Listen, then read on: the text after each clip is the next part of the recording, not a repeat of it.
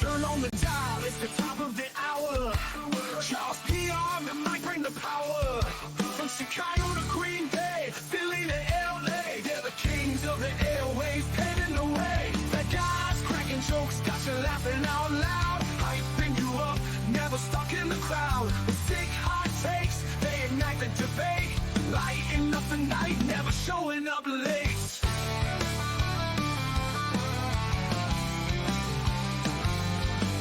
Never giving a fuck, they're raw and real. Breaking down the plays that tell you how they feel. From the end zone to the final buzzer beat. Charles P.R. and Mike, they can't beat beats. In the studio, they're the masters of the game. Names up in lights, they rise into fame. With every broadcast, they turn up the heat. On your radio dial, they're the dream team. Boys with the heat, they burn through the night. Sports scores and more, breaking down the games. From city to city, they rule the airwaves. Bringing the fire, the heat never fades.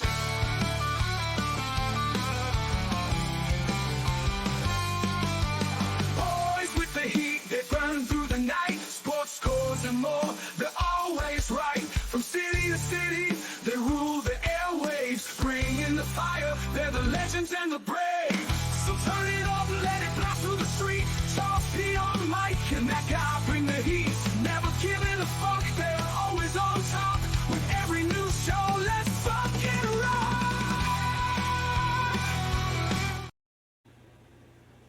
I left that part out, Charles.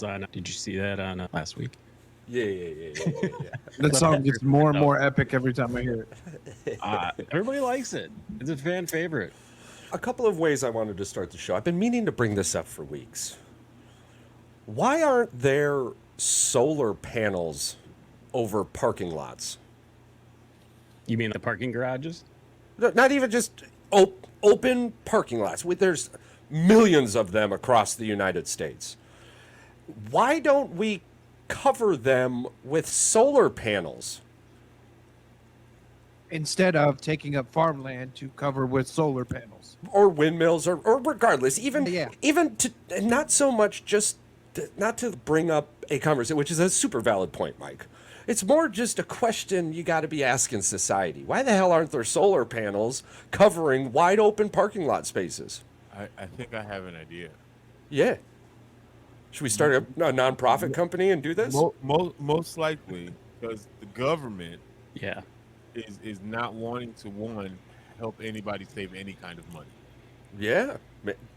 And if they're not having these solar panels, which ideally would help just the world in general. Yeah. 'Cause, At bare minimum, like a Tesla parking lot needs to have solar panels.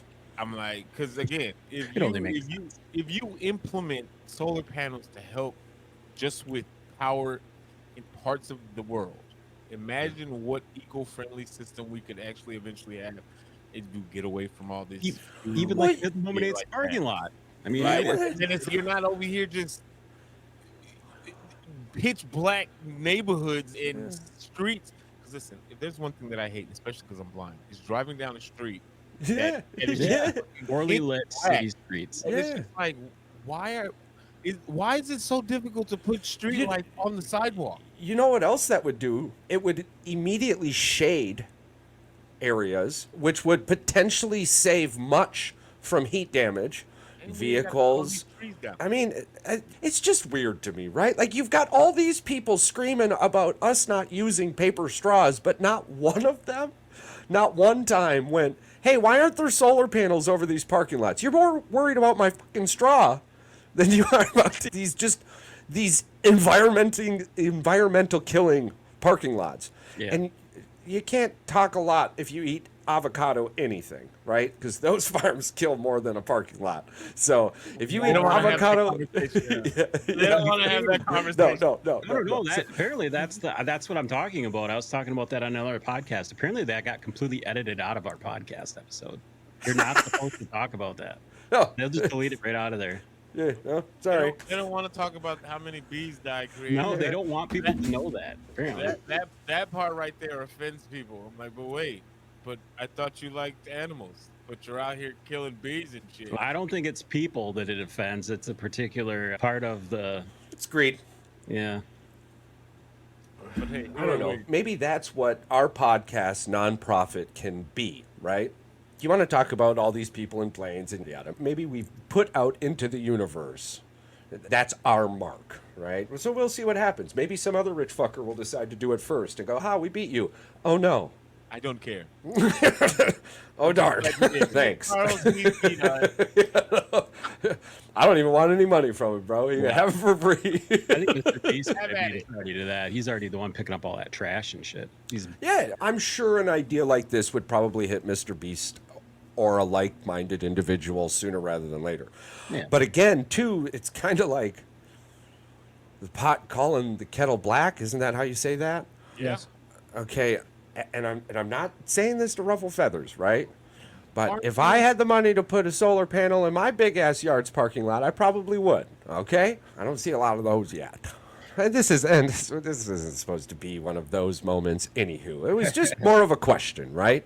Like, why aren't our parking lots covered in solar panels? Businesses actually should look into this. Can you imagine what doing that would do for places like Walmart or an Amazon factory, Mr. Green out there, Or if you do, like, the especially VA? there's that. But I was thinking like shopping centers, right? Because Yeah, those yeah. individual businesses, now that cuts down an item on their profit and loss report. Yeah. Because it's money they don't have to spend. So it's more money that you can pay your workers Yeah. with. It has a lot to do with you can't just backfeed.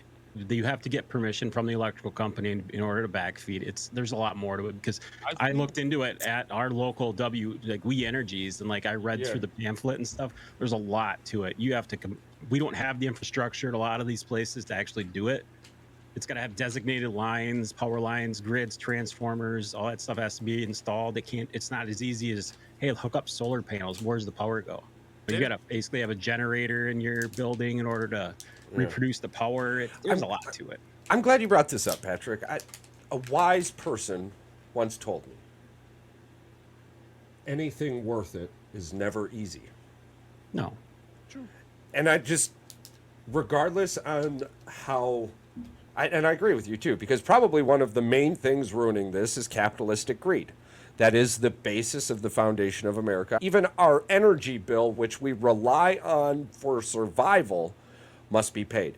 They would rather create programs to help you pay that than just utilize that money for you not to have to pay that. Like, it blows my mind. Oh, that's going to cost a lot of money to make everyone's electricity free. Yeah, until you start branching out into this intellectual side of the conversation and you start throwing solar panels over all these open fucking spaces. I think we brought it up. With the lines and what you were pointing on, Patrick, they're already putting these lines in to help compensate for the electric car grid. So the lines are already being put in. Maybe you have to morph a couple of them, or maybe you have to put an extra line in or two, but the work is already being done. You just need to, like, proactively think. I know I'm asking the government to do a lot, but proactively thinking shouldn't be one of them. We brought this up with Clint, and I spitballed this past another guy a long time ago on a different podcast when I was talking to him before we even started this one. The United States has 500,000 miles of power lines. Yeah. Our power grid is the worst of any country that is a first world country. It needs to be replaced. It is terrible, and it would take 200 years to replace our power grid. Of every worker working overtime for 200 years to replace it, because some of those are out in the middle of nowhere. They cannot be accessed. They're in the mountains. They cut through mountains. Trees have grown around them. Some of the rocks have pushed up, and they're right next to the power lines. It's just impossible. You know what that sounds like? And I'm not, and this is to the people utilizing that excuse. It sounds like a whole bunch of not my fucking problem. You get paid by us to do the power. And if you're worried about the money in your pocket, thus why this overgrown problem or these inaccessible areas have occurred, that falls strictly under not my fucking problem. Use the money I've given you to do this. Yeah. It only makes sense. That's the problem, though. The power companies. Look at UP Power, like the one up north where we're from. Like their power is way more expensive than ours is. The Upper Peninsula power, bro, is ridiculous. Yep. Like in the month of July, Yeah. the UP borrows energy from Wisconsin at 50 or 75 cents on the power fucking thing. I don't remember it exactly. Like kilowatt hour or something like that, yeah. And then that extra cost, because the power company up in the UP is a nonprofit, gets rolled into everyone else's electric bill, along with running meters on empty houses, unpaid, which is really crazy to me, right? All unpaid bills in that scenario Get forwarded over to the people who actually the pay. next year gets forwarded over to the people that actually pay, but then you get subpoenaed to pay the money. Yeah. And I've never received a return check from that company. Not one fucking time. No, actually, I overpaid on our local energy bill here, and they just credited my account. And they didn't even ask me; they just credited my account. I'm like, but I had an overage, and wouldn't you? It was like $60-some. It wasn't like 27 cents or something. I'm like, really? It's what I honestly believe, and I don't believe this is going to take like a civil war or something. Sometimes you can get real crazy in holes in dark room chat rooms, but I truly believe that sooner rather than later, an educated political push will occur. And it's no longer going to be this random career politician. I was laughing the other day. I said, there should be a judicial political system where when you're done with your fucking term, you go up and it's, did you do what you said you were going to do? Have you done anything important? Get out of here. But anywho, I believe that people are going to run on these specific reasons, right? Like the power grid, the infrastructure, yada, yada. Maybe. I'm not against anything. My life is still young. Governor Sayers, I could see that. Yeah, my life. First off, though, first things first on my list. I'm probably going to run to be an alder person in Neenah, and I'm going to get South Commercial repaved. I'm going to get South Commercial repaved. This is true. Okay. Hashtag Neenah. It's I will re-register. I will relocate to register just to vote for you. Hell yeah. You don't got to re-register in this country. You just pretend like you're a dead person and just vote. Yeah, show up to early primary voting when you don't even know who the primaries are. Or just go to a nursing home and fill it out for them. That's all you got to do. I would be interested to see what the ballot looks like in Michigan's early Democratic primary voting. Speaking of which, come on, did you see the Hulk Hogan Detroit Lions thing? Let's bring it back to sport. Lions fans are mad that he brought in Hulk Hogan to talk to the team. Hulk Hogan aged terribly, dude. Yeah, steroids will do that to you. His body and the skin never recovered. There's not enough Botox on this planet to fix that man's skin. Yeah. And he all the surgeries, you could tell that man's been under the needle. I don't know how many times to fix God knows what, and it's just he looks looks like a melted can of biscuits. That's what he looks like. He does. A question was brought up again pre-show about the new movie Deadpool. Don't worry, no spoilers. You don't have to turn us off. This isn't going to be anything. This is a promise from yours truly. But Patrick had then brought up a great point that since the Big C, movie theaters have been terrible. And not that the show has been terrible, which... No, not at all. Depending on what we're talking about, for a really long time we could go there. But regardless, it's not that the environment is terrible. It's just movie theaters still seem to not have recovered. And I've noticed that also in recent marketing for movies, where the top individuals in the film are coming on and explaining reasons why you should watch it in the movie theater, or explaining reasons why they wouldn't choose to watch this type of movie at home, but in a movie theater. Yeah.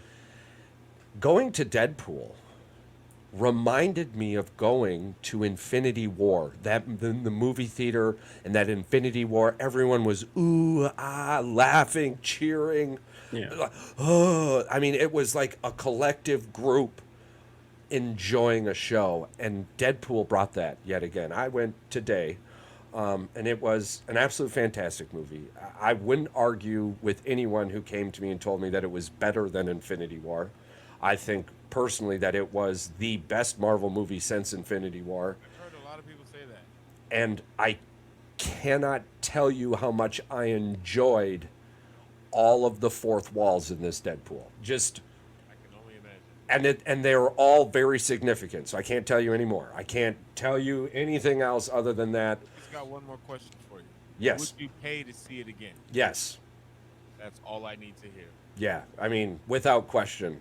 It's hot this week. I'm probably going to. Those seats in the DXL screen theater, so amazing. You get your own recliner with, the noise is intense. It was so cool. Marcus Theater Group there in Appleton, they do a really good job. 20 minutes of previews pre-show was ridiculous. I'm not sure. They're just trying to make their money back on Yep. that. That might be part of it too. Well, but I completely understood because of how empty previous movie theaters. When the wife and I went to see Avatar a couple days after it came out, same scenario as Deadpool. I'm not going to go see a movie when it first comes out. Like, that's not my life anymore. I can just not be on the internet for a couple of days and then go watch the movie. That's super simple for me. I just mean opening weekend Or keep scrolling. Yep. Hey, Paul, your mic is Yes. super low, dude. Opening weekend, Patrick. Yeah, absolutely. And that's so we went today. Perfect. So we went today and we got there. It's funny because I kept it like I was in that pre-Big C mindset. I brought us to the movies 30 minutes, or I think it was like 40 minutes before it started, right? Because I wanted the good seats. Marcus Theater, Charles. Once I got there, I realized I should have used the app, bro. We got lucky. We got super center seats, dead center, dead middle, row F, 14, 15, and it was perfect. We got super lucky. So yeah, I'll be using the app from now on, definitely. I just like it to be able to pick your seats ahead of time. Yeah, and one of the best parts about this, I can't stress this enough. No matter what you've seen before the movie came out, no matter what you heard before the movie came out, nothing has been ruined for you yet. Not a damn thing. No matter what you know, you're wrong. And that's how we'll leave it. I just love Deadpool in general. Ryan Reynolds is the perfect Deadpool. This may sound homo, but I low-key have a man crush on Ryan Reynolds. Yeah, I do too. Oh, that's not homo. Fuck. Yeah, no, I do too. That man is hilarious. I don't think you're. That he's in. Oh, I can't say that. For me, I'm like, listen, the movie that he did Get better with at this. the fictional characters. Yeah. That movie was fucking brilliant to me. Mm-hmm. Yep, It's absolutely. supposed to be for kids, but I give two flying fucks. Free Guy was good too, man. Free Guy was. And it was not only was it was hilarious, stupid. but the concept was super original. Like I've never seen somebody take an NPC and make him the headliner of the movie. The guy. Literally, it was done so well. Good. And the fact, and at the end, when they were making fun of big blockbuster movies with the Hulk and Captain America and shit, I was like, this coming from a guy who's in the Marvel universe is taking a shot at the Marvel universe. It's genius. It's Ryan Reynolds fucking movies. amazing. I'm gonna go out on a limb here, just like I do enjoy Nickelback. I'm gonna go out on a limb here. I liked the Green Lantern with Ryan Reynolds in it, just because it had Ryan Reynolds in it. I was a Ryan Reynolds fan during those moments, and you know can. how much shit I get for saying that Green Lantern movie. I liked it. Was it fantastic? No, I know it wasn't like over the top great, but it was a damn good movie. I don't care. Yep. So Green Lantern is gonna always be cartoonish because of the premise of what his powers are. Yeah. But the only thing that I hate about that movie is the villain and the way they made him Parallax and the way they made him.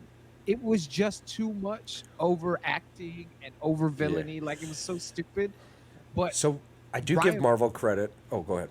No, but Ryan Reynolds in that movie is perfect. His personality matches the comic book personality of who you want.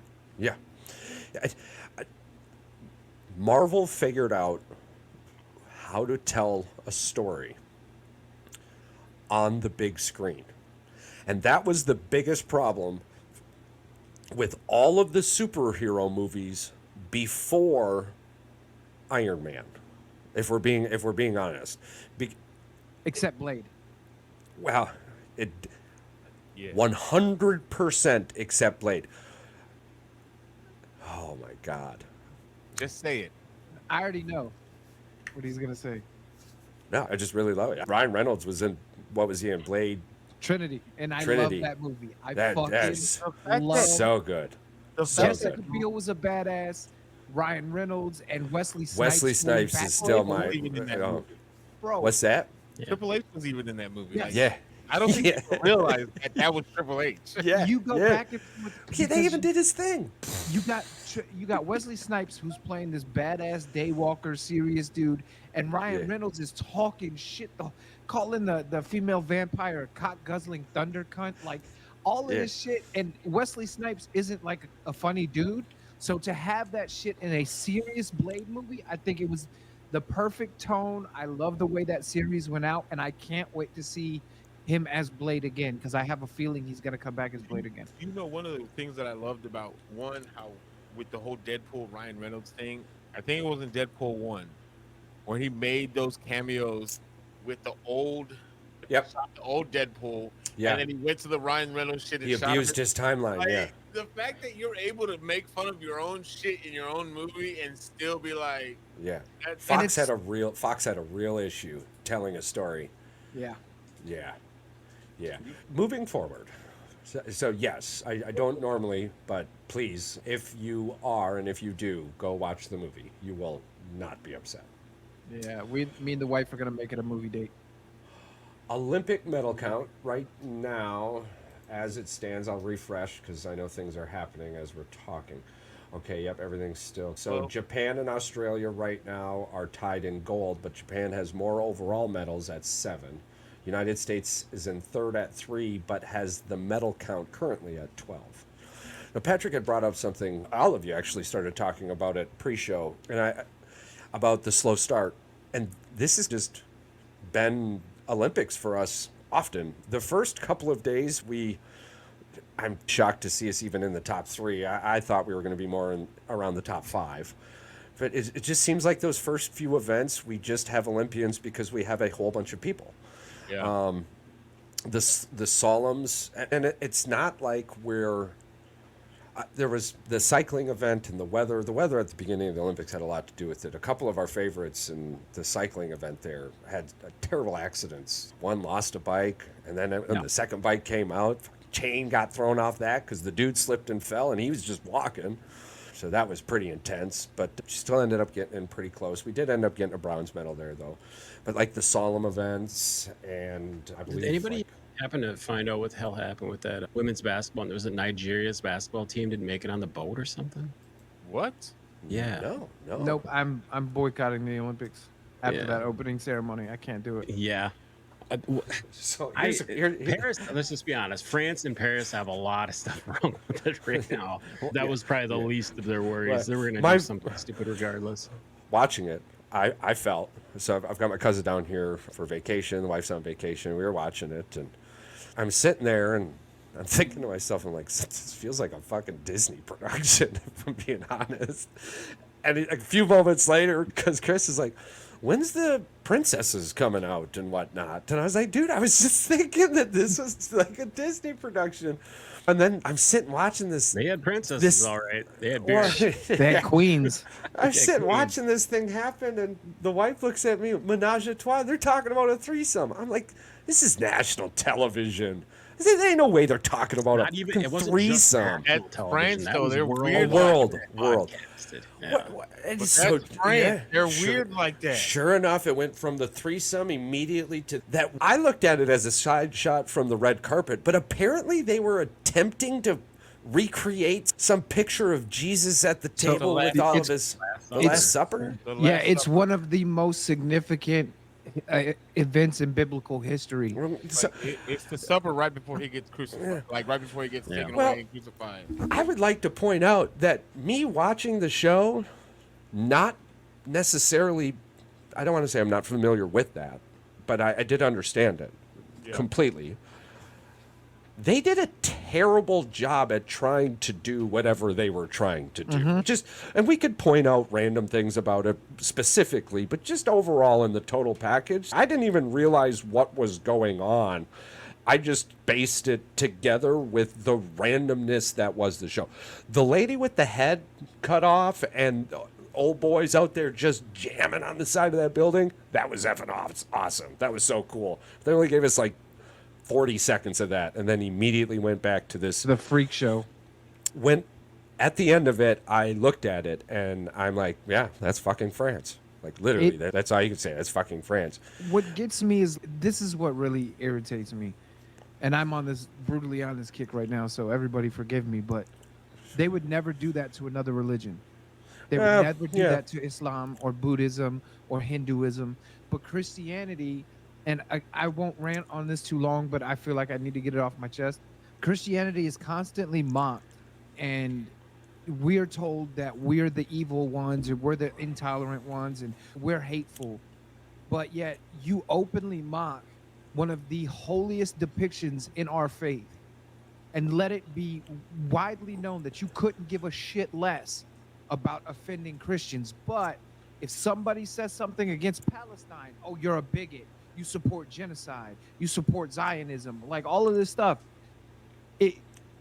For that reason, Zoltan. I just can't do it. Like, it made it's so offensive, and people are not loud enough about it. And that's what pisses me off, is they're not loud about it, because Christians have become super tolerant. So, to me, the loudest person in the room has the most to lose.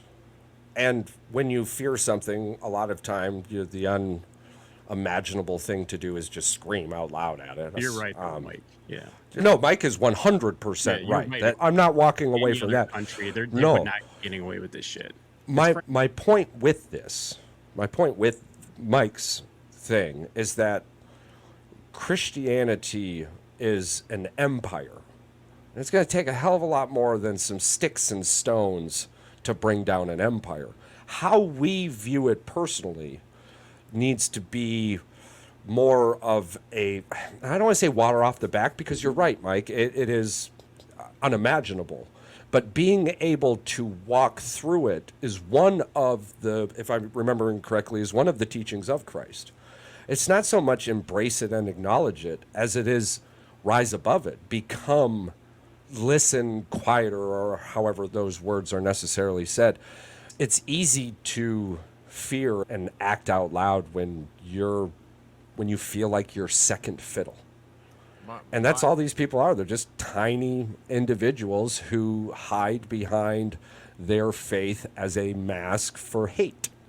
My wife is one to tell me, because listen, my wife, if you know my wife, Mike knows her. We are a Christian family. Like, we are, like, we do this. And the one thing that she always tells me that she can't never understand is, when it comes to me, that I am not quick to anger. Yes, did that offend me in a way? Because listen, y'all barking up the wrong tree here. You know what I'm saying? Right. This is not. But at the end of the day, the fact that you're trying to insult our religion is a form of flattery. Flattering, you're thinking about us. You're thinking that you're going to offend us. And yes, you offended us. However, I'm not going to let you get me to the point where I'm going to retaliate, because then I'm going to give you what you want at the end of the day. Yep. And that's the thing, too, and that's the kind of caveat off of that, and then we can move on. But to caveat off that, people talk about free speech, and this absolutely pissed me off. Like, I was very upset by this whole thing.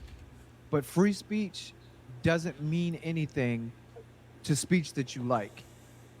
It's the speech that you don't like that you're protecting.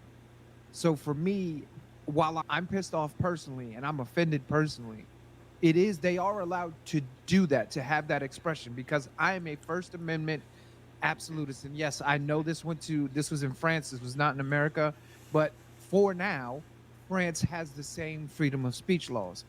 So while it is very upsetting and insulting, I do, just like burning the American flag, I disagree with it. I hate the fact that people do it, but you're allowed to do it as a First Amendment right. So I will fight for this their ability to do this. But like Paul said, you are playing a dangerous game. God will not be mocked. It says so in every holy book ever. So that's just my piece on it. I felt like I needed to get it off my chest. Yeah, so to end the Olympic chatter, though, move on to some other sports. It's weird that the Olympics would allow that, but then they don't allow people who say they are or what they feel they are participate in those types of sports. Just feels like, hey, here's a puppet show to shut you up because But you can't compete. But you can't compete. So y'all could be happy about it all you want. I kind of saw it for what it was. Here's your treat. Please be quiet. Now let's get on with the sports. Go sit at the kiddie table and leave us alone. You know, you could do exactly what you want. I don't get mad at the kindergarten class and they're painting random pictures, right? To me, that's all that was. To me, that's all. When you're out there screaming about all this, you just look like a kindergartner mad because your mom didn't pack you chocolate milk. She gave you a fucking white milk. And when you start looking at it like that, it's just like somebody being afraid to go on stage. Imagine the audience in their underwear. I guess you're right. I didn't even think about it like that. But now that you say that, it's, oh yeah, this is appeasement. It's just, hey, the adults are actually, the adults are competing for medals. You go over there. There's your little display of affection. Leave us alone.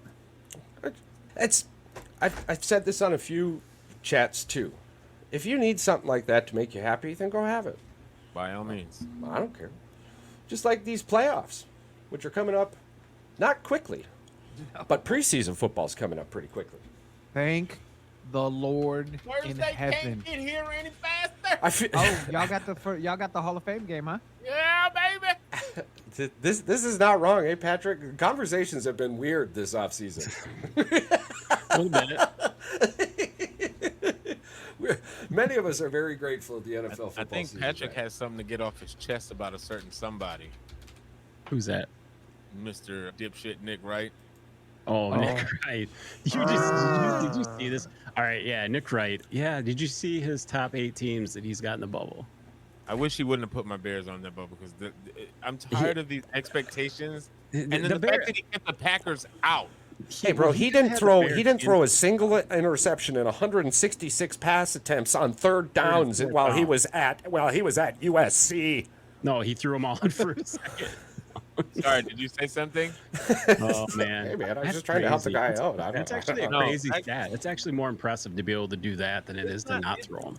Yeah, I do that in college football video games too, which is the basically time. what you're doing in the Pac-12. I threw a pick 6 the other day on a freaking fullback screen, and the fullback was 3 yards is behind me. Oh, The guy came. It was in Dynasty, and the dude came clean, and he Yeah. picked and he the just ball off on the blew pitch. past you, just Yeah. blew past your O line, and Yeah, he picked it off on the pitch, and I just you screamed. put I'm the like, "Are you remote- shitting me?"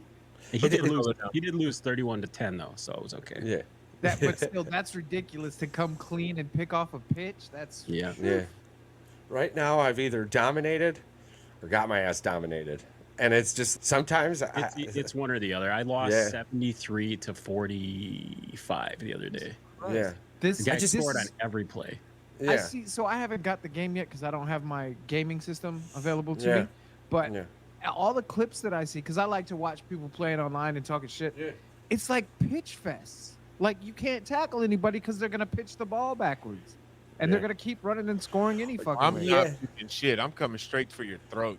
Yeah, that's Try. probably why I lose quite a bit You too. can't cover anybody in college. It's one of the hardest things for me when I first started playing, and even getting back into it. It's something I have to remind myself is that just because I know how college football is supposed to be played, or football is supposed to be played, it doesn't mean that's how I'm going to win online. When I go up against somebody who's also trying to play football the right way, I win those games more often than not. But when I go up against somebody who's like, yo, dude, this is a fucking video game and I'm about to beat your ass in these exploits.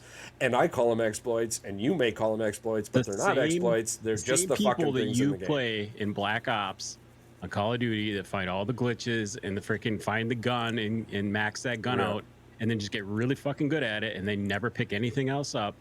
Same thing Yeah. with the football game. They figure out That's- what coverage I can't am be that covered guy. by this receiver.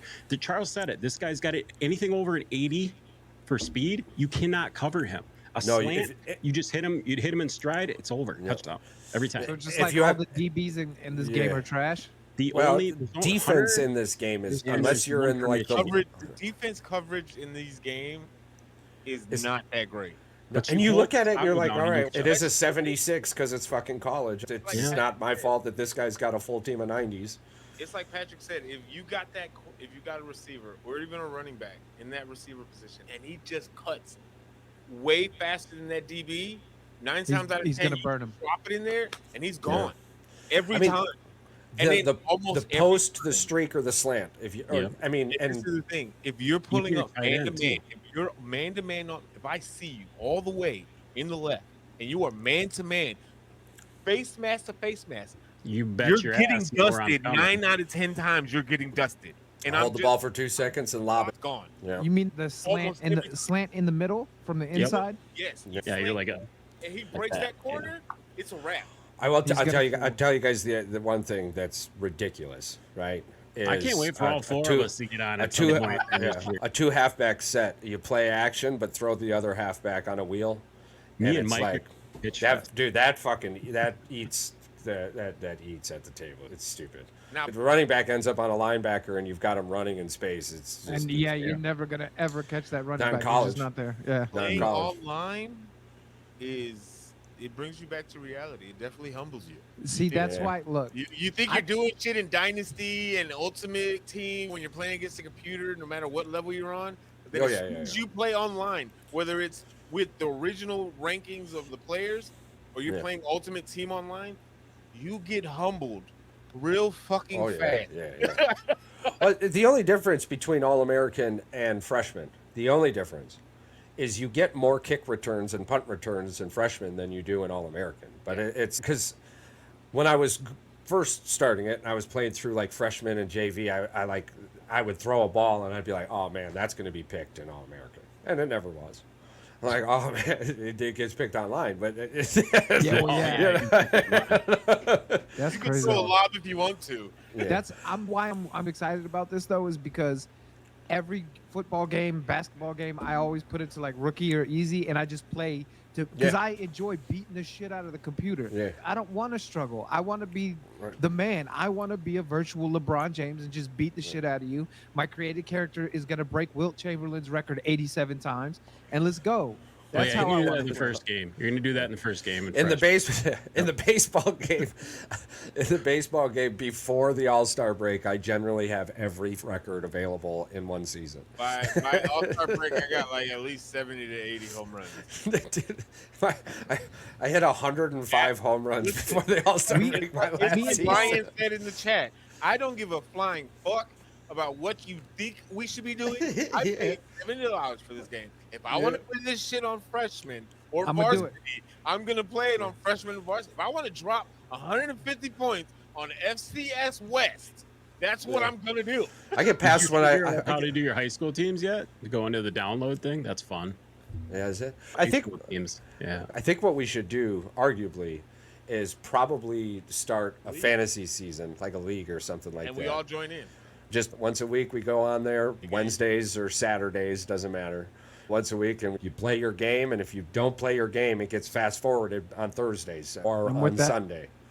So, Yeah, down just with give me a little bit of time to save up for a fucking Oh, we're not game going system. anywhere. wow. Oh, no, shit. no. We also have plenty of time to practice. Yeah, and even still, we Don't start hold one your now, we start one later, we start Yeah. 50 of them. It don't, It's don't gonna matter. be.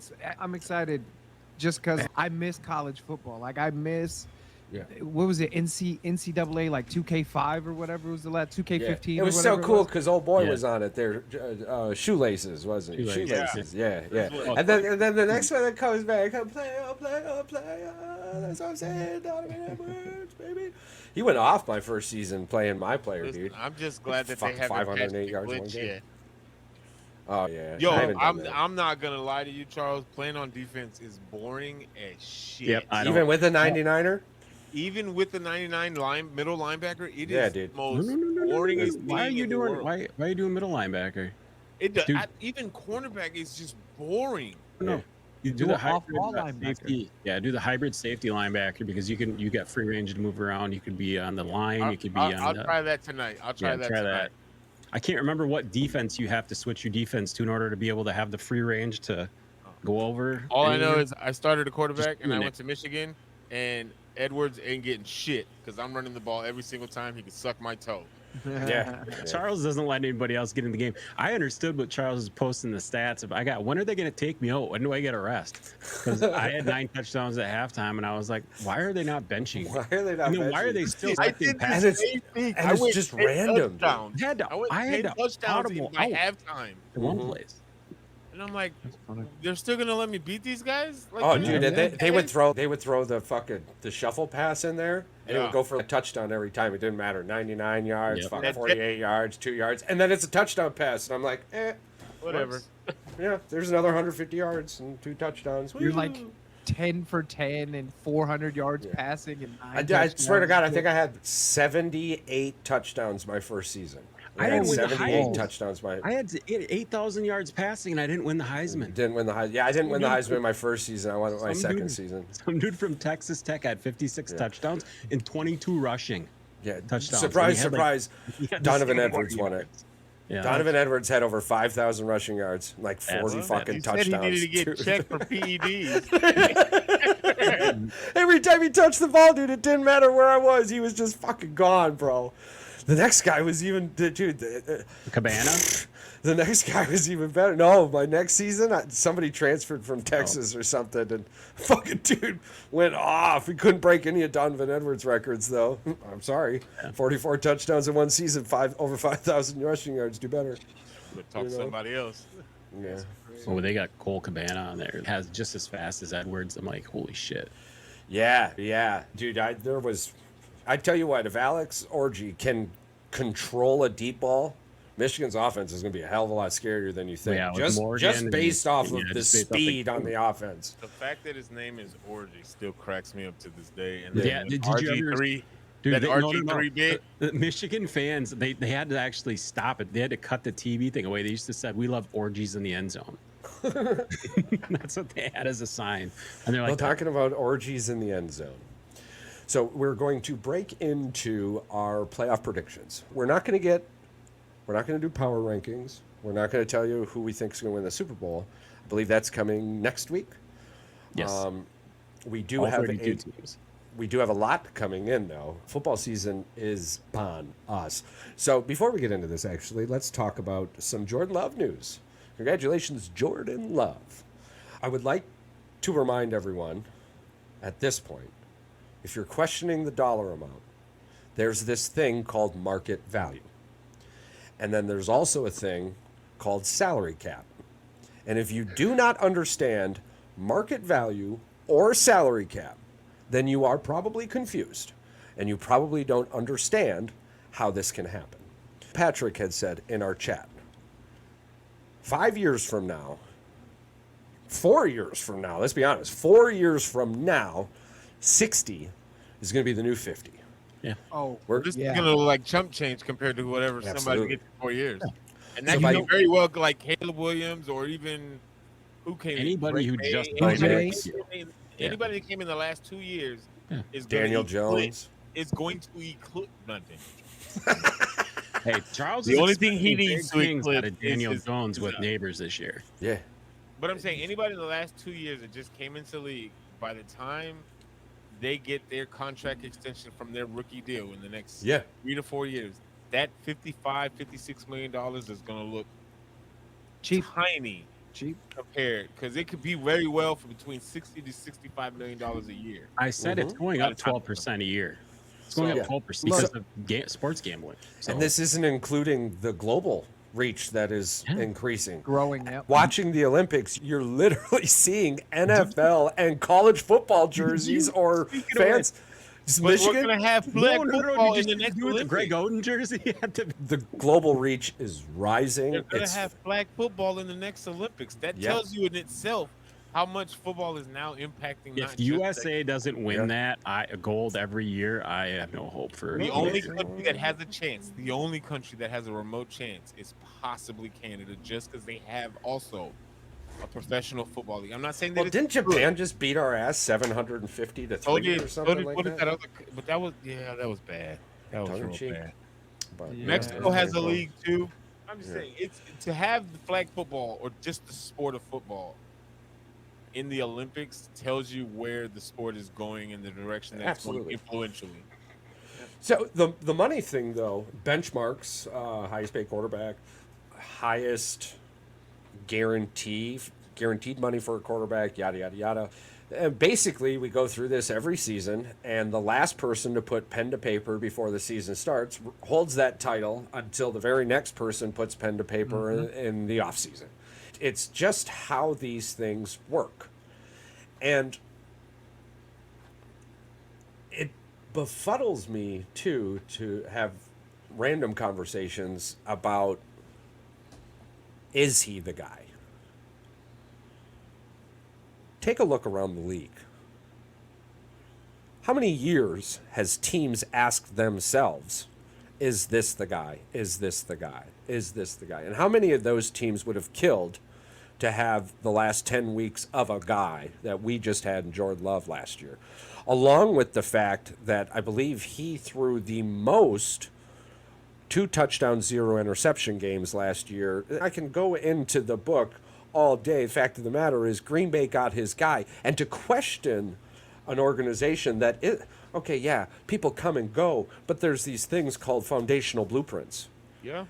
And successful organizations, regardless of the new coming in and the old going away, hire with this foundational blueprint, search with this foundational blueprint, and then move forward with this foundational blueprint, because that blueprint has brought continued success.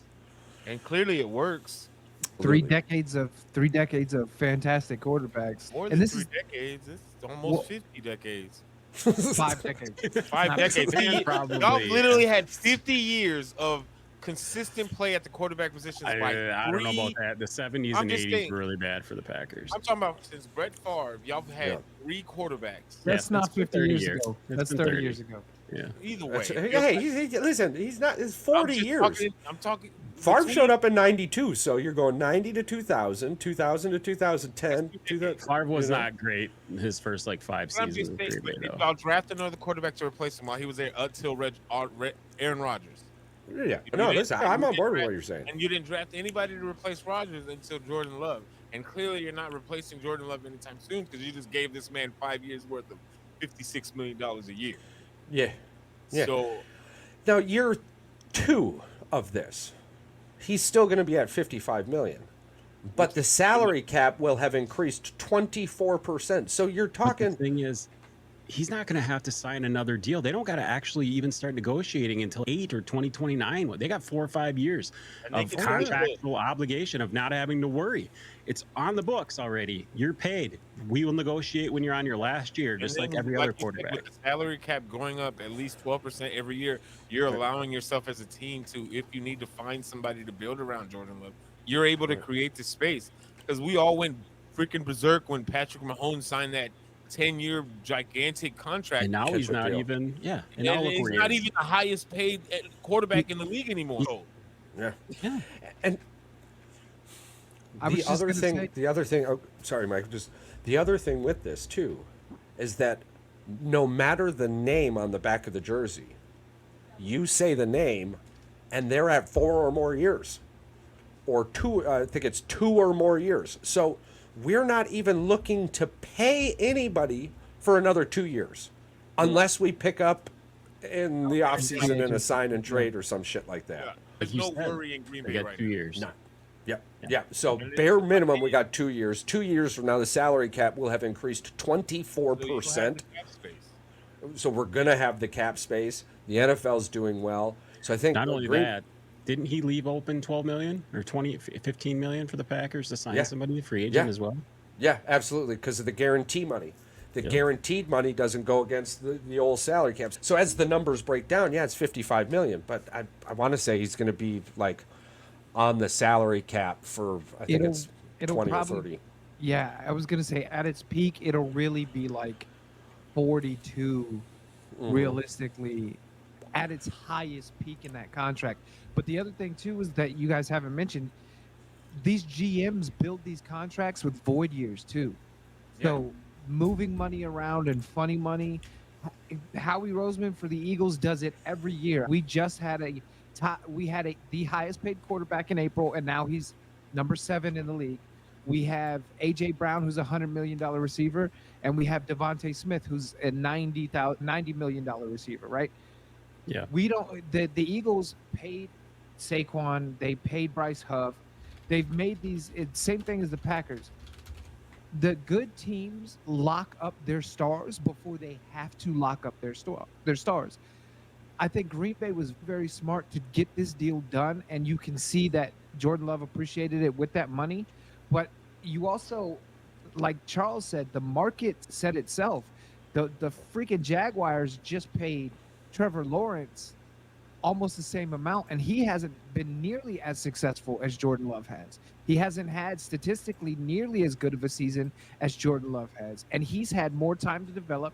He's also had more actual playing time, and he was bred for this. You know what I'm saying? Jordan Love comes in as a backup to Aaron Rodgers, and he spanks the Dallas Cowboys in Dallas in the playoffs, treating them like they thought Dallas would treat Green Bay. And he made that defense look foolish. I think this was the smartest thing for Green Bay to do, because now you've got good wide receivers. You've got a fantastic running back who just 2 years ago was the leading running back in the NFL. He was the best rusher in the NFL.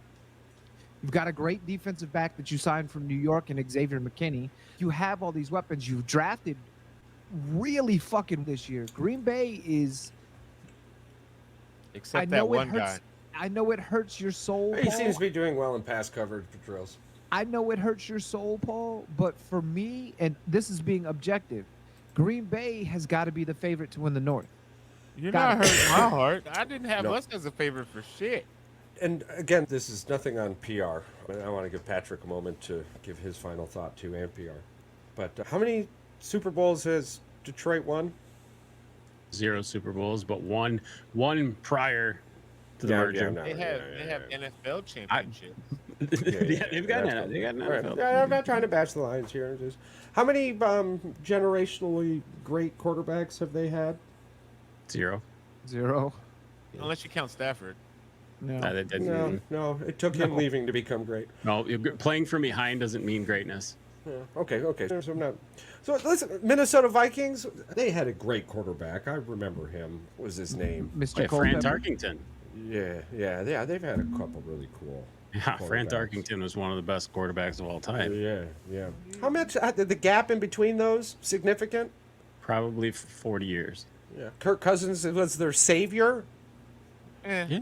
Yeah. He went to church on Sundays. Because Lord knows Case How many- Keenum His wasn't. wife dressed him, yeah. How many Super Bowls has the Minnesota Vikings won? Oh I wait, don't think they've won any. that's a goose egg. They lost 4 in a row, but the Bills losing 4 in a row was way more significant because I think that was consecutive, right? Because you remember that story about the Vikings? They were like, "Hey, it's cold down here, and the owners win a Super Bowl, and we'll give you heated seats." And then they built a building around them because they couldn't win a fucking Super Bowl in time. It was getting colder. Yeah, I remember that. Okay, so and then here we go, PR. And I saved you for last because you do have claim to fame. You have won a Super Bowl. That's nice. But how has your quarterbacks been? And I'm not trying to be rude here. I'm like, we have hit or misses. Every now and then, but it's more miss than hit. Mitchell Trubisky. Okay. Jay Cutler, Kyle Orton. But you didn't draft Jay. You got Jay in a trade, right? Doesn't From matter. Denver. He was here. Justin He was still here. Fields. No, I'll give you that. Okay, I'll give you that. So when the other didn't fan draft- bases try to tell me about a fucking quarterback or how to win a championship, just wipe your ass with some toilet The paper and only shove it knock in your that mouth. I give Green Bay. This is the only knock, and I've said this before. We should have won more. That is my only knock. Yeah. To Green Bay. That Yeah. is it. In my brain, as just a fan, I'm taking away bias and just straight up an NFL football fan. Yeah. Green Bay should, between Brett Favre and Aaron Rodgers, them jokers should have multiple rings on their fingers. Yeah. At least 2 to 3 each. Mm-hmm. And the fact that they each only have one, to me in my brain, when I say that out Disgusting. loud, it makes no sense to me. To me as a Packer fan, that's worse. To me personally, that's worse than having a building built before I could win heated seats. I could see that. I'm not saying that's a huge knock, but if I had to say the only knock that I can see between the last 30 plus years between them two, that would be my only knock when it comes to Green Bay, is not having multiple championships between them two. Patrick, That's just weird to me. I agree. Your final feelings on this Love contract? Love it. You got a steal. That was way lower than what he was expected. He was expected to get 280 and he got 220. So where does that $60 million go? I think, and yeah. And do we think that's Tua? Do we think because Tua signed what he signed? Absolutely, I think Tua signing less than what a lot of people thought he was going to get definitely played a factor in how much Jordan Love got. But when you look at the hindsight moving forward 3 to 4 years from now, it's not just beneficial for Jordan Love, because if he performs in the next 3 to 4 years, not only will he have a better team because whatever Green Bay can do in the next, he'll only be 30 when he's going to get a bigger contract. Yeah, when that time comes, he can get the money that he wants, because he'll have more money to give him at that point in time. And he'll be able to command that, because if he can win a Super Bowl or do deep playoff runs in the next 4 years, he can command what he wants. Yeah. Right now, he's earned this money. Sort of like Mike said, you're paying him for the future. You're paying for the return on investment. You're paying him for what's in the market value. Now, when you prove to me in the next 3-4 years that you can sustain this for years to come, now you have leverage. You're like, hey, I've kept y'all up here for the last 4 years. Okay. Where's my money? So I want to we'll start with Patrick. I'll give mine, but I want to do a quick statum. We'll stat them for our quarterbacks, what we're expecting or what we would appreciate, and how I say it will be the foundation. Maybe it can morph how you guys, but so I expect 3,000 plus yards. I expect 20 plus touchdowns and sub 16 interceptions. I'm going to write this down. Hold on. Give me a second. If you write this down, because mine are going to be higher. If Jordan Love gives me consistently over 3,000 yards, over 20 touchdowns, and under 16 interceptions a year, I'm gonna now that's throwing touchdowns. You can hybrid it in if you want. How many touchdowns? Over 20. 20 plus, and then what was the other thing you said? Under 16 interceptions. Okay. In today's market, and watching quarterbacks or teams struggle without a quarterback, if Jordan Love gives us this consistently for the next 4 years, we have a chance to win a Super Bowl. Every one of those years.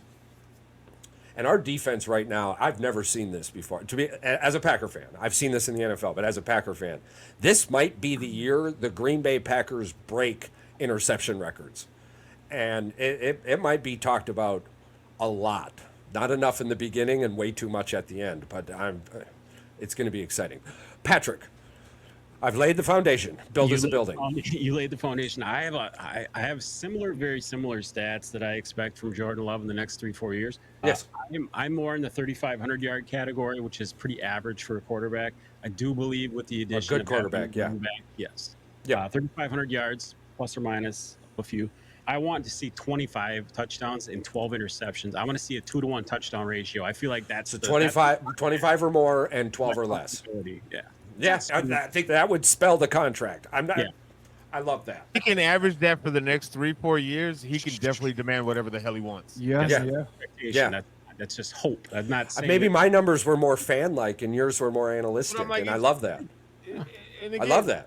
Having 3,000 to 3,500 yards, yes, that's low end, but I still think with the league that we're in, that's still a pretty solid average. If you're averaging that out over a 4-year period, especially playing in the NFC North. If that's your average over 4 years, you're not doing bad. Yeah. So we're going to have to hybrid this a little bit, because I do realize the Green Bay Packers get double the love, double the flavor, double mint gum. Ba, ba, ba, da, ba. We should get a fucking marketing for that. Yes. Yeah. But anywho, so I want a fan answer and an analytical answer from the both of you. PR, give us what you got. As far as Caleb Williams? As far as Caleb Williams, he's your quarterback. Unless you're telling me Mitchell Trubisky's coming back, and I'd be excited to see that. The fan in me. Yes. I would love, for the love of God, of everything that is holy, even if it's just for 1 yard over, just give me 4,001 yards so we can finally have a 4,000. Just please. Yeah. Realistically, I can see him possibly being around the 3,400 yards range. Okay, so plus 32. Yeah, I can see that. And then touchdowns, I would be okay with 23 or more. Is that the fan or the analytical? That's the analytical. The fan, I want him to throw 30. But analytically, I would be okay with 23 or more. Plus 23 on the fandom side, plus 30. I love that. I love this. The fandom side. On the interception, that's where it gets a little fucking wonky. Because as a fan, give me 10 or less, or I'm gonna beat your ass. Realistically, I actually put that on my paper. I put PR 3,200, 23, and 10. Beat your ass if you go over 10. Realistically, because I want to come back. I was coming back to this at Thanksgiving. Yeah. Realistically, I could see him throwing maybe like 16 picks this year. He's gonna have to. He's gonna be because again, especially in the beginning, or not even in the beginning. I think it's probably going to come more. Most of his interceptions are going to come in the back nine when we're playing the division games. I think that's where most interceptions are going to come because that's where the harder games are going to be for him. Because again, despite the records, division games, especially in the NFC North, are always hectic or always there's too much animosity. Like it's the NFC. I know the NFC East has their shit, but coming from we've been in this shit for so long, especially when it comes to Green Bay and Chicago. It's just it's oil and water. Yes, it's always something, regardless of what realistically, I think it's going to be 16. Randomly, I would want no less. I don't want no more than 10 touchdowns. But I'm like, this is the NFL. This isn't college anymore. To think that, so I'm like, I'm not saying that it's unrealistic. Because I think Dak threw for 9 picks last year, but again, it is what it is. I wish the fan in you would come out more. I do. I love those fan numbers, bro. Listen, Chicago, being a Chicago's Bear fan has been rough, and I understand that there are walls. There are big walls around the fan in you. I'm not trying to get my hope up. I'm not trying to set myself up for disappointment. But again, you're safe here. The fan in me, I want 4,000. I want 4,001, 35 touchdowns. I want 4,001 yards, 35 touchdowns, 10 picks. That's the fan in me. The more that I want is the 4,000 yards more than anything. Yeah. That's the one thing that I want more than anything. I'm still shocked, bro. I'm still shocked about the touchdowns and the picks. Even Kirk Cousins threw for 4,000. Like we've been around for 100 plus 4,000 years. yards is only 235 yards a game. That's 17 like games. The fact that we can't for over 100 years. Well, I think there was like 15 games at one point, or maybe 11.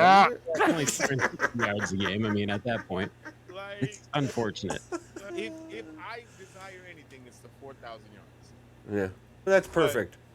But those are my realistic numbers. So you got 4,000, 35 or more, 10 or less in the fan, and then 3,200, 23 touchdowns. 23 or more, and 16 or less. You said 10 picks or less, but 16, and I will beat, quote, I will beat that ass. Yes. Word, you can quote me on that. We got to get VIP tickets for that. That was beautiful. All right, Mr. Chaos. Jalen Hurts. What a roller coaster for him the last few seasons. Coming off of, he was at the heels of an MVP, and then a Super Bowl hiccup, followed by an uncontrolled offensive coordinator switch, leading defensive into coordinator switch. He lost Steichen too, right? And what's his nuts was a first-time offensive coordinator. Yeah, that's where I was leading into it. So Jalen now, I believe he's had something like 18 offensive coordinators, or eight or 18 offensive coordinators in his college through NFL career. That is crazy. Yeah, dude, it's insane. It's eight offensive coordinators in 10 years. In 10 years. He transferred. Is that worse than Alex Smith? Yeah. But now, Jalen Hurts is a significantly better quarterback. Right. Yes. So now coming into a season with Arthur Smith, a solidified offensive mind in the NFL, he does well, and he does well with what he has. He doesn't try to make what he has do what he wants. What are we expecting? Fan and analytical. So analytical to realistic, you're right. Jalen has come off of 2023 where he threw his career, including college, high interceptions of 15. but he also threw his career high in yards and touchdowns. So everything went up. Unfortunately, the negative went up just as high as the positive did. But well, and the fumbles didn't help, but the situation what's that funny caused those is- fumbles will be less this season, I do believe. much more. But the other thing is his fumbles were right on par with his fumbles every year. They were like Magnified because of the interceptions? Yeah. Yes. Okay. Absolutely. I see that. So analytically, I want him to hit 4,000 because the last Eagles quarterback to hit 4,000 yards is Carson Wentz, and I want to erase the Arguably, with ginger. those weapons, that doesn't seem like that's not a stretch by any Is that a fan or an analytical? No, this is analytical. This is Okay. what I think he's actually going to reach 4,000 yards. Okay. Um, So you're going to be pissed if he doesn't? if he gets 3,900 yards, I'll be okay. If Okay, he so gets we'll say anything- so we'll 3,900. so we'll say 39 plus. Okay, Yeah. I wanted to know the pissed number. Yeah. Sorry. Oh sorry. yeah, 25 touchdowns Okay, 25 or more. and 12 picks. 12 picks. That's very. Not a very bad. That's a great way. season. Yep, Yeah. that'd be a great season. My Hit fan that 4,000 for 12. Yeah. Answer, my fan answer. This is a Philadelphia fan, by the way. We are expecting greatness here. Come on. I want 4,500 yards or more, Nice. 35 touchdowns, Yeah. and I'll still be okay with 12 picks because 35 a ratio of 35 to It's 12. almost a is 3 to crazy. 1, yeah. Yeah. So, what's y'all's fandoms? Oh yeah, I didn't do fans. What's y'all's fandom? I- What's your fandom? Mine is 4,000. Okay. I'm gonna say 30 touchdowns, Yeah. and I'm gonna say 8 picks. What about you, Charles? 4,500 I'm plus. thinking like the best scenario. Yeah, 4,500 plus. And the reason for that, exactly. The reason for that is best case scenario. Dobbs is a dog. Yep. Jaden Reed is coming back phenomenal. Buddy. And And your running back is improved. Josh Jacobs, dramatic improvement. Charles, drum roll for the tutties. Yeah. Christian Watson, healthy all year. You got 45 in the air. Yeah. Yeah. So Who you got? let's see. A 38 plus. 38 plus. Yep. And 10 or less interceptions. So If he 45, does- 38. I'm a Green Bay Packer fan. I've seen greatness for a long time. So Bro. to impress me, you need You these gotta numbers. you need to be a Yeah. top. If It's he just like throws- it's just like the Olympic gymnastic team. I've only ever known greatness, and if I'm not seeing Anything that, other than gold medal, it doesn't matter. if I'm not seeing that, I know I'm not seeing greatness, and True. it's the same. It's got to be the same thing for the Green Bay Bro. quarterback. if he does throw 4,500 plus and 38 touchdowns, with only 10 not picks, a person, not I don't even Nobody's care gonna about the question that picks. contract. I was about to say he could throw 15 picks and nobody would say anything because if and you if he go, does that consistently within Yeah. 4,000 or 4,500 yards for the next 3-4 years, bro, give him whatever he wants. if he, this is the thing, right? Yeah. If he can do I'll that, buy Rogers' house and give it to him. bro, Listen, if he can do that, and he can win a Super Bowl, Yeah. he will solidify himself as one of the 3 best quarterbacks in Green Bay Right. of all Let me- time, let me ask you this. unquestionably. So what year y'all traded for Favre in 96? 92. 92. 92, He didn't win yeah. a Super Bowl till 98. 97. 97. Because Yeah. John Elway won the next. And then you drafted Aaron Rodgers. So you traded 92, 97. So that's 5 years after you got him. Yeah. You got Aaron Rodgers in 2008 or 9. 8. I believe. 8. Yeah, because he came up. Him and J.J. Watt them came up and did PT And with he us up won- in Alaska. He won Pussies. his Super Bowl in 2010, correct? Yeah. So he got it 2 years after that. Yeah. So if Jordan Love realistically can win a Super Bowl within the contract that he just signed, Yeah. Yeah. how would you rank those 3 off of their first 5 years? That's too early. I mean, with my fandom numbers, Your fan- number I- one, bro. Yeah, you'd have to put. I'm putting if- numbers on it that I haven't really seen. So, Bro, like, if he could hit those numbers, you know. if he could Even hit if it's those the numbers, analytical numbers, if he's hitting Yeah. the analytical numbers and he's And able to wins win the the Super Super Bowl Bowl? within the time frame of Well, the contract, here's the kicker. Here's the kicker. I have to throw a little context in this for me to answer it. One, if he wins a Super Bowl with those numbers, he's better than Favre on par with Rodgers. right. If he wins 2 Super Bowls, he's the I think greatest that Packers it's- quarterback. Listen, of he's all the time. already, greatest backup quarterback. he's already been doing more than what Yeah. the last one did. yeah. So it's not. I don't. If he wins Athletes 2 today are not regressing, right? Yeah. Like they're progressing. Last So- year, Jordan Love had 4,159 passing yards, 32 touchdowns. It's 11 not and unrealistic. For these him are to not get 5. unrealistic No. expectations. No, by what was any- his interceptions? 12 or 15? 11. 11. Yeah, sorry. My bad. Dude, that's a yeah. fantastic. Yeah. If he He had wins 9 Super games Bowls- with 2 touchdowns and 0 If he does interceptions. this for the next 4 years, when it comes to that 5th year Yeah. time to go, he could get whatever he wants. bro, And listen, and here's the it's thing. deeper than that. If he wins 2 Super Bowls Even as if he the doesn't Packers win a Super Bowl, quarterback, that's the thing. Even if Yeah, he just a doesn't, Super Bowl of contract. That's but all I'm this asking is for. what I'm saying. If he wins 2 Super Bowls in a Packers uniform where Aaron Rodgers couldn't he's do it, GOAT. and Brett, not just that, he solidifies himself as a first ballot Hall of Famer. Period, in my opinion, because to do it that quick and to outperform arguably 2 of the best quarterbacks to ever put on a professional football uniform, if you can outdo them, you solidify yourself as a first ballot Hall of Famer, and let alone the best quarterback in your team's history. Like, I can give you the best quarterback in Green Bay history, especially in the next 5 years. You Bart win Starr? 2. I'm like, Listen, I love Bart Starr. no disrespect. I love his family. No I love disrespect. everything they've done. I love, but No. We're talking about one played when the TV was black and white. The other one's playing in living color. So look, he's the only other Packers quarterback I know. So Yeah. I'm just saying, even if he doesn't win a Super Bowl and he throws those numbers over the next 4 it's years, possible. We are living through a Tom Brady right now. Is this the middle of Tom Brady 2.0, or is We this don't the end know of yet. Tom? Yeah, there has to be taken into consideration. Yeah. I do when we talk about Josh Allen. Not so much about Lamar. You can't be Patrick 2 and 4 Mahomes- and blame Patrick has Mahomes.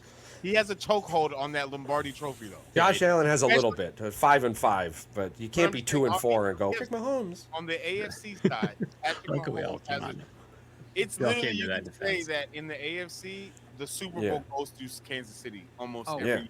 Or Yeah, even if they're on the road, it just otherwise. it goes through Andy Reid's double cheeseburger.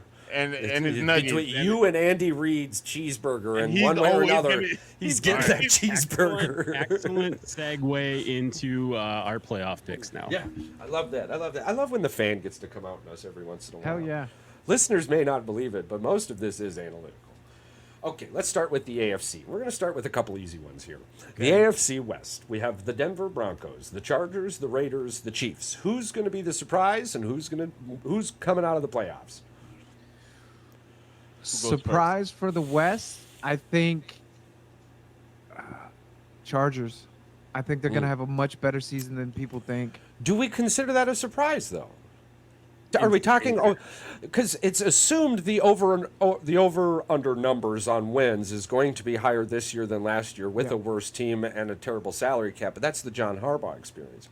We're going to get that regardless. I like that pick. It's just I don't know if I would feel surprised to see the Chargers do well, and maybe that's the Michigan in me. Maybe Yeah, because I I've been think- watching Michigan for I think that might be true. I think with Harbaugh, this is the thing. Obviously, he's a winner. He's won everywhere he's gone, right? I think Yes, this is and going very to well. also be San Diego State to this is also going to the be Appalachian Mountains. the year that shows us what Justin Herbert really is. If you can't do it with Jim fucking Harbaugh as your head coach, you can't fucking do it. You can't. I'm It sorry. may just be me, but I don't trust Justin Herbert. But that's I don't just either. me. Trust me. You know, here, let me throw this by you. A guy we've watched, terrible, but yet everyone who's close continues to say he's got it.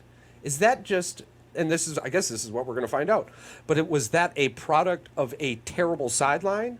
Or is in fact, can Justin Herbert be great? He just has had a cage around him, and now Harbaugh comes in and releases that cage. This and will be the year to find I out. mean, because honestly, guys, let's be honest. A lot of people we respect, and we respect their opinion. Keep telling us that Justin Herbert is somebody. I think with me, when it comes to Justin Herbert, I think it's just you might be Great right. topic, Mike. I think his coaching staff has been abysmal. Yeah. They've not been great. So the capability of him being a great quarterback is hindered because the play calling is bad. Yeah. So They does chased away Jim both Harbaugh receivers, experience- Williams and Keenan Allen. So Well, Yeah. the play call. Not only has the play calling been bad, But up until Joe Alt, their offensive line has been absolutely But one player is trash. not going to change that whole. And I'm Corey not Lindsey saying- was, They got but another yeah. guy. They got And another I'm not guy. saying, and I'm not saying agent. that Joe Alt is the be all end all. Right. He's not going to be Lane You got to let Johnson. tackle. He's not going to be Lane Johnson right out of the rip. But Joe Alt is probably a better lineman than San Diego has had in the past 5 seasons. Yeah. You're going with a coach who develops offensive linemen. Like Michigan has monster offensive linemen. They have for years. So I think this year is, like I said, this year's San Diego. The Los Angeles Chargers are, I think they're set. But I think the division winner for me is still Kansas City. Like you guys said, everything in the AFC runs through the Chiefs. It just does. Patrick, I wanted to add a little bit on this real quick. When we were watching Harbaugh at Michigan, he did a lot with what most people thought were sub 4-star talent. Yeah, mediocre.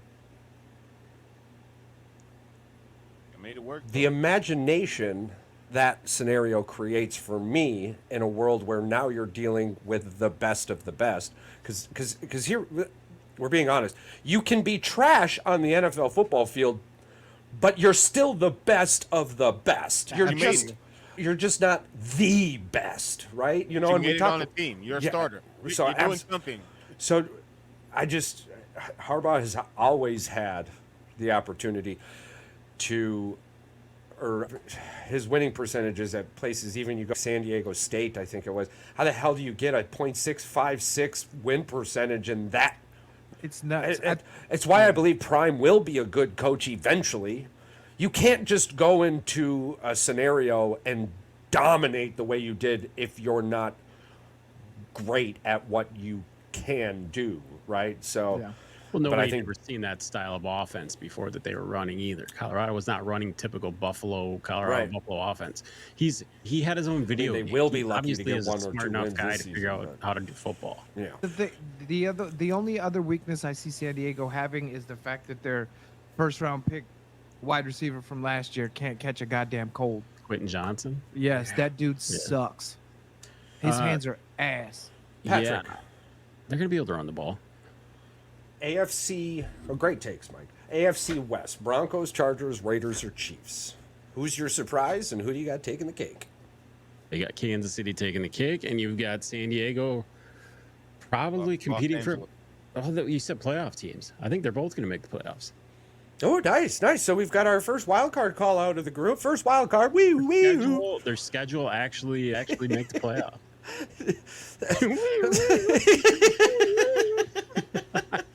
No, I agree with Mike. I think they're going to be a lot better football team this year. They do have Gus. They have Gus Edwards and J.K. Dobbins or J.K. whatever his name is. Dobbins, Gus Edwards. Blake Corum. Yeah, get a fucking Oh, soundboard. they you got cheap Blake ass Corum. I forgot about that. motherfucker. Yeah, Blake Corum is going to be nice. But they do behind- have Rayshon Slater, who is an All-Pro. Nice. I think a So lineman at one So point.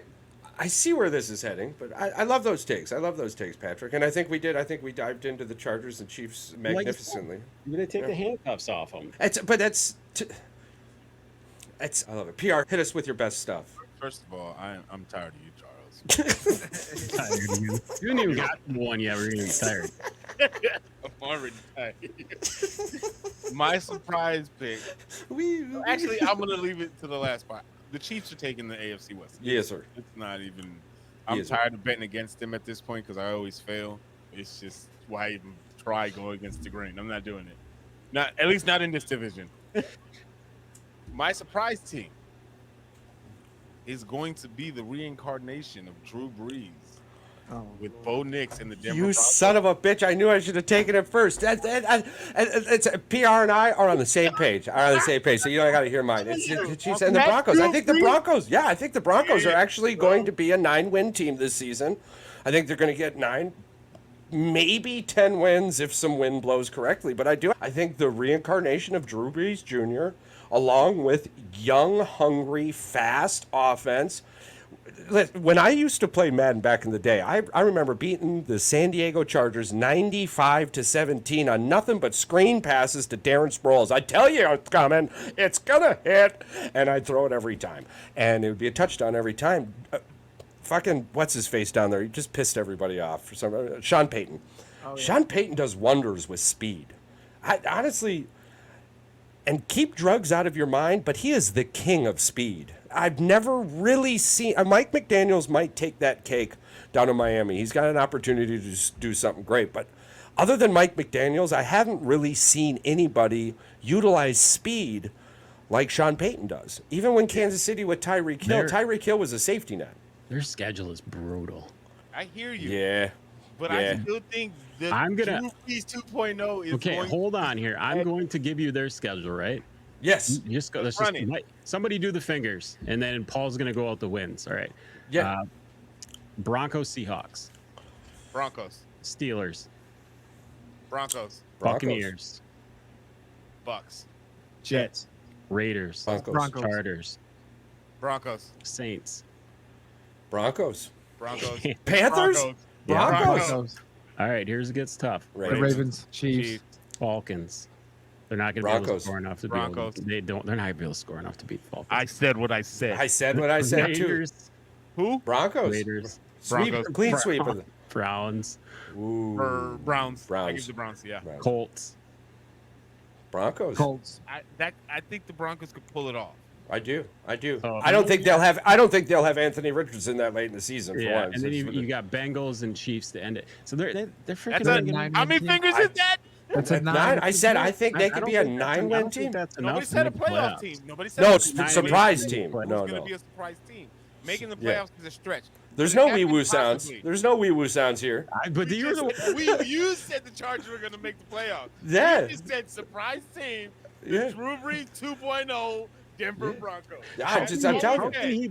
He's not even projected to be the starter. How does that work? But listen, right now, if he's playing how he continues to play, bro, he's playing against Jarrett Stidham and Zach Wilson. If this dude doesn't win, he's not Drew Brees 2.0, bro. Is that not the worst quarterback room in the NFL? That's what I'm saying. It could. Hold on. Drew Brees 2.0. Hold on.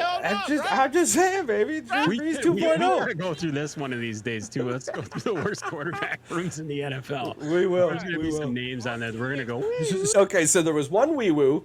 We've got the Chargers. You guys were calling them out to make the playoffs. No, that's fine. But all of us have the Chiefs coming out as the playoffs. 2 of us did have the Chargers as a surprise / wee woo, and the other 2 of us had 10 wins because they do actually play the Chargers again. Ooh, I don't. I think they're not sweeping the Chargers. No, I think they switch. Yeah, if the winds blow correctly, they could get to 10, and I think that's what I meant when I said that. Because last night when I was sleeping, I had a dream that I was a seagull flying, and when I landed in a coconut, and when I awoke, that told me that Drew Brees Jr. could win 10 games. So I thought I'd bring that to the podcast. I like that you landed in a coconut. I am tired of him. I am tired of him. I think you guys are overestimating Bo Nix's capabilities. You're significantly. As a rookie, probably. I was just pissed on it. You're overestimating the sugar you put in a baked cake. All right, AFC North time. AFC North coming in. We'll do this in a snake style. Right. AFC North, Ravens, Steelers, Browns, Bengals. So it's hard to pick against the Ravens to win the playoffs. You've got the best regular season quarterback of all time playing for you. So in order to keep that title, this has to remain true. So the Ravens win the division. My surprise is going to be on the opposite side of good, but everyone thinks that this Russell Wilson, Justin Fields experiment is going to work out for the Steelers, and I see it for what it is. This is an opportunity for you to get a number 2 draft pick next year because you picked up 2 dying contracts to take away cap space, and you're going to have a whole bunch of money next year coming in. Steeler Nation, get ready. The whole front office knows because Tomlin already got an extension, so they don't want to hear the noise about get rid of your coach. Right. This might be the very first losing season. I don't foresee anything special happening. You just can't write the book. So my surprise for you out there is that the Steelers are going to be a top 3 draft pick next year, and the Ravens take the cake. Go ahead, PR. Or comment if anybody has any. I have the Ravens as well, taking the division. Yes. However, the surprise team that I have is I think the Browns are going to come in last in the division, and they're going to be under 500. Ooh. I don't know about that. Sean Watson is not going to be that guy that I don't. You think that Cleveland's going to be a worse football PR's team? telling everyone out there, put your money on the under for the Browns. I think the Steelers are going to be better than the Browns this year I don't see that. at being slightly the worst. The worst team in the NFL. Yeah. Wow. I don't think the Browns are going to be good this year. That would be a. That would be a. Defensively, they're going to be there, but I just don't think Deshaun Watson. Again, he hasn't proved anything in the last few years. He's been injury since he's got there. I'm like, I don't think they can get Joe Flacco to do this miracle all over again. And then this is the thing. Yes, I know Nick Chubb is coming back. However, his leg also got snapped in half. Yeah. And as a running back, terrible. Your bread and butter are your feet and your legs, and one of your chopsticks are broken. Yeah. I like that. I like how we've both picked a negative surprise out of this. To be honest with you, Browns are going to be under 500 next year. Yeah, I like that. So we both so far have two of us so far have the Ravens taking the cake, and we both, because this AFC North gets talked about a lot, so I'm not shocked here. Division. Yeah, so I think the Steelers are going to be a top 3 draft pick next year, and you think the Browns are going to be a sub 500 because Deshaun Watson's going to be terrible. I like that. Patrick. I agree with Charles 100%. Baltimore, unfortunately, going to take the top spot, and Pittsburgh is just going to shit the bed for a draft pick and get a quarterback. Yeah, I 100% agree with you. There's nothing I can say that I don't agree with. I'm not mad at this one because Russell Westbrook is on a $1 million, $2 million contract. They're not getting a hit off of that. Yeah, I think he left the Clippers. And then Justin Fields, if he doesn't take the starting position off of Russell, it's basically they're washing their hands off of 2 quarterbacks that are going to make minimal impact moving forward, as far as on the salary cap. Which again, it gives you the space, like you guys said, to draft quarterback. It's the best case of both scenarios. Steelers Nation needs to be prepared for Russian roulette. Yeah, and they're getting they're going to get the best case scenario in both decisions. Okay, so let's go with Russell Wilson or Justin Fields ends up playing great. You don't got to look for a quarterback. All you got to do is fucking sign one. You know the numbers. He might get it, he might not. But then you flip it on the opposite side. Let's say your 2 quarterbacks are terrible. They were both 1-year wish-em, could-ems, and now you're in a position to take potentially a couple of the most electric quarterbacks coming out in a minute. So season hasn't played out yet, but we could see Shedeur Sanders is a good quarterback, and he comes from a lineage that could produce. Who knows? We'll see. I mean, Colorado isn't losing games because of the kid. In fact, they're probably only winning because of him. Which, watch it all you want, I don't care. But yeah, I couldn't agree with you more, Patrick. Mr. Chaos. Okay, so I'm gonna shake it up a little bit. Not with the division winner, because I think the Ravens are gonna win the division. Nice, I like that. I think my surprise team. I think the Bengals are gonna go 8-9 and miss the playoffs. I can see that. I think the Browns are gonna be. I think the Browns are gonna be a playoff team along with the Ravens. With Joe Shiesty.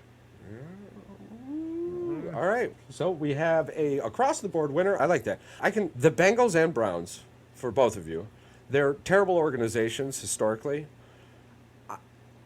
Didn't the Browns owner start both of them at some point? Yes. Yeah. But congratulations to the fans. You brought the team back. Good job. But to be able to sustain success, there are specific blueprints. And when you haven't found that blueprint yet, but you've found how to win, it's hard to maintain those winnings. Yeah. To me, the Browns and the Bengals are on the, we'll say, precipice of solidifying a winning foundation. How they morph from where they are now to the next stage of their quarterback careers is when we're going to know specifically, because the Bengals are already managing a storm with this 3 number 1 wide receiver situation. So, yeah, I can foresee, that it would be shocking if both of those things happen. But then again, at Thanksgiving, I think we would probably be having the conversation. These are historically bad teams, and historically bad teams tend to not be able to sustain success. Why? Because we call them historically bad teams. Yep. So I like that. I expected another wee woo out of that group, though. That's interesting. Oh, That's I interesting. thought he said that the Browns were going to make the playoffs. I said the Browns are going to make the playoffs. Yeah, Oh, that's a wee woo. Oh, I thought you said they're going to be 9-8. No, I said the Bengals are going to be 8 and 9 8 and and miss the 9, playoffs, miss the but the And the Browns Ravens aren't and the Browns are going to be. Oh my God, I got so amped on that Bengals, I didn't even hear it. My wee. So we got another wild card out of there. Thank you, group. Thank you, group. Don't hesitate to pick up. Soundboard's free, baby. The soundboard's free. It's free. You make your own wee woo. We'll make people Yeah, freaking I'm mean just at saying, some the point. soundboard's Judgment here on free. how your wee woos down. Okay, religiously, Ravens across the board. Yep. 1, Browns being terrible. 2, Steelers getting a top 3 draft pick. And 1 wee woo with the Browns coming out of the playoffs for That's the two wild card wild spot. That's interesting. So we will not have a solidified, potentially, we don't have a solidified wild card coming out of the AFC as a group. Not that I can definitely say Yeah. yeah, they're gonna make the Yeah. they're gonna make the playoffs. Because I can see the Chargers as a surprise wee woo, absolutely. And I can still see the Broncos possibly being a surprise wee woo. Maybe, depending. No, probably not. you know, there's some winds that would blow in a direction. It's a lot of The what ifs. AFC North would have to destroy themselves. The Jets would have They to would lose there Aaron would have to Rodgers be some 8 snaps implosion there in. at some point. Dolphins shit the bed. Colts, Texans shit Yeah. the bed. But yeah, okay. So I'm just stuck here for a moment, gang, because the Browns to me are a wild card team, unless the surprise of PR happens. I do have the Browns as a wild card. I can definitely see that. AFC East: Bills, Patriots, Jets, Dolphins. Mr. Chaos. All right. AFC East. I'm going to say the Dolphins take the division.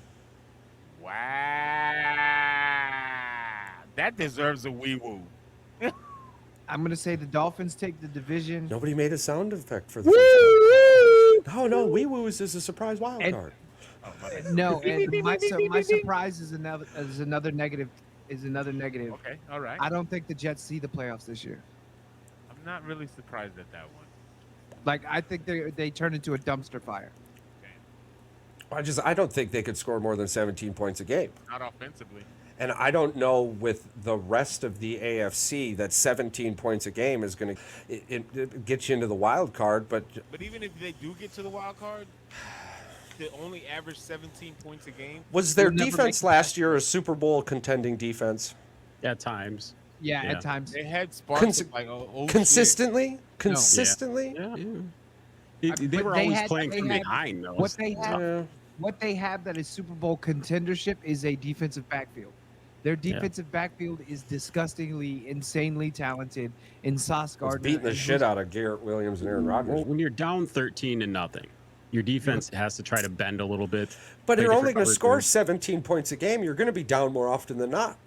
especially in the playoffs. Wait till you get to mine, and you're gonna understand why I feel a little bit different. Okay, I love that. I love that. All right. So the Jets shit in the bed as a surprise, and you have the Dolphins taking the cake, which you're right, Pierre. That did deserve a noise. Huh? Bing, bing, bing for those. And wow.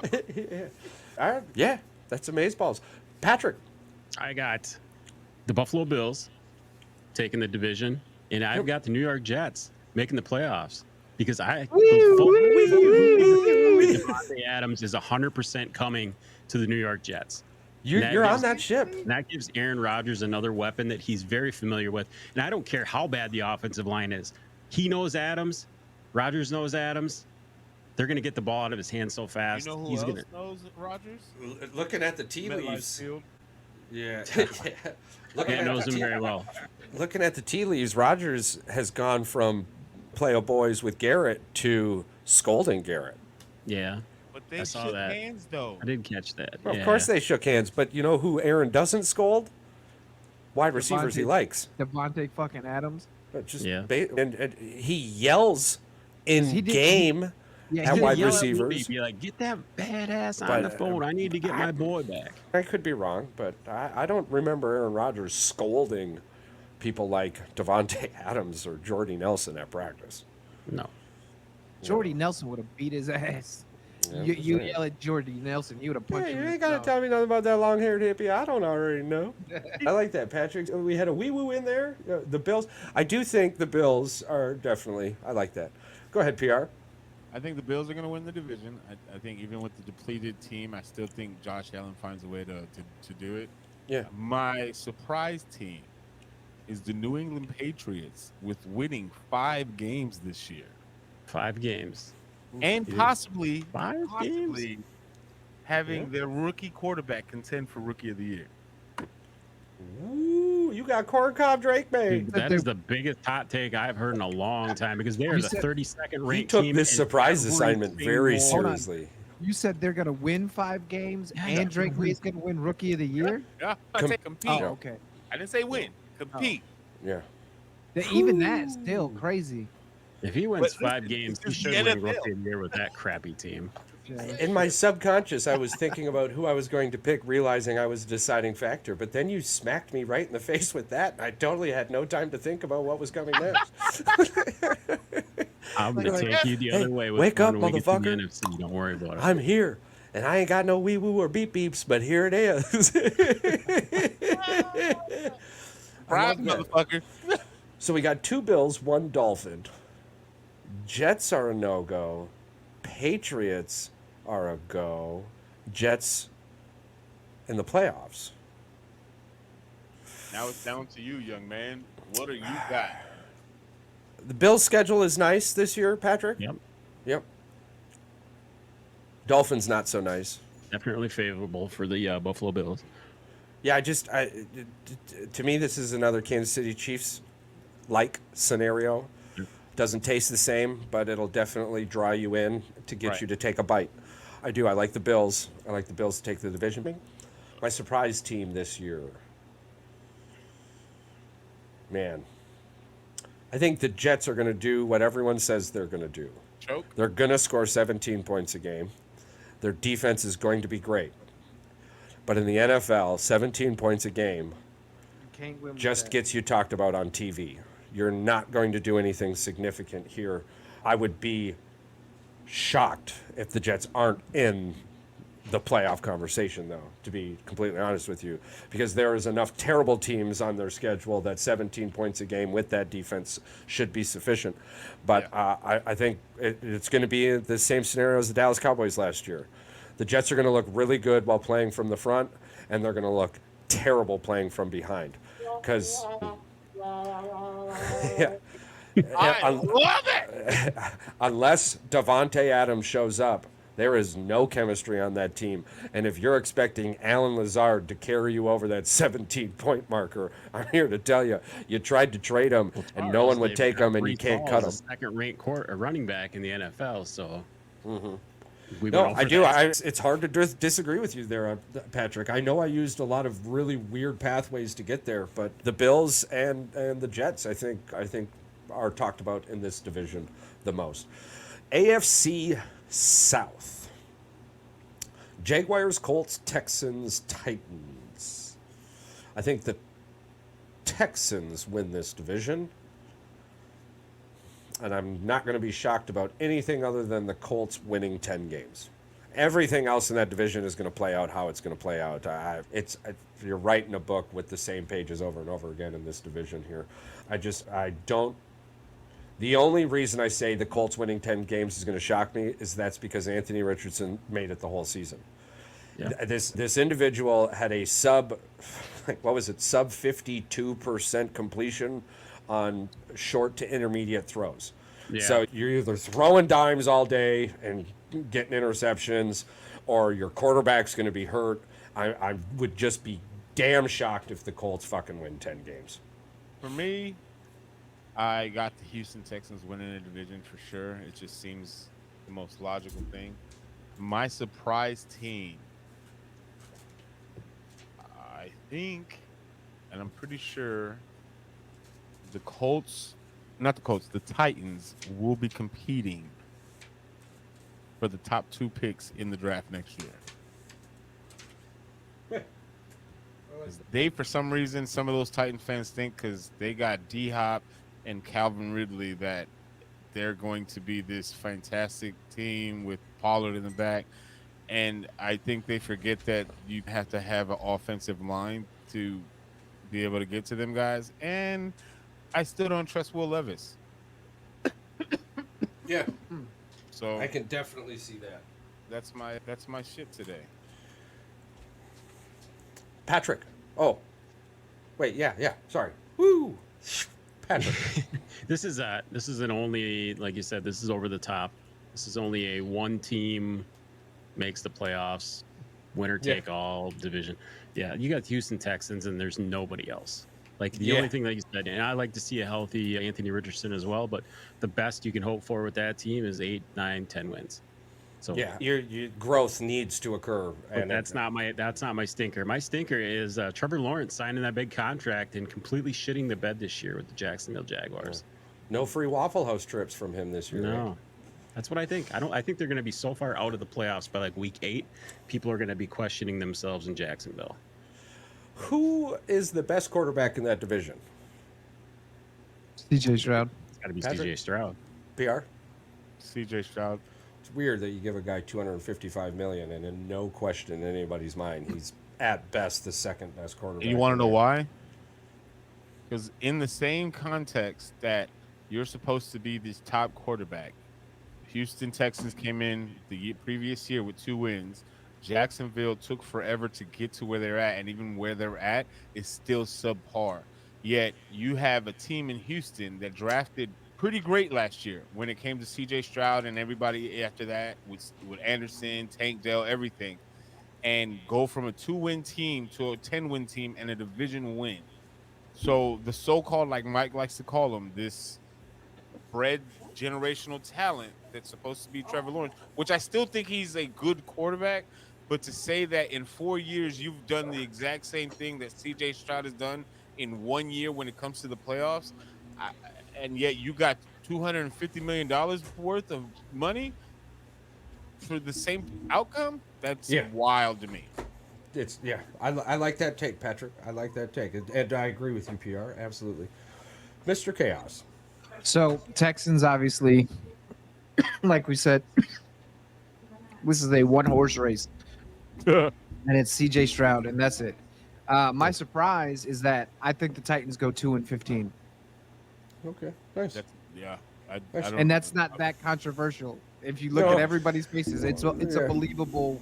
Yeah, I like PR or Patrick has mentioned many times too. Chaos, you bring it up.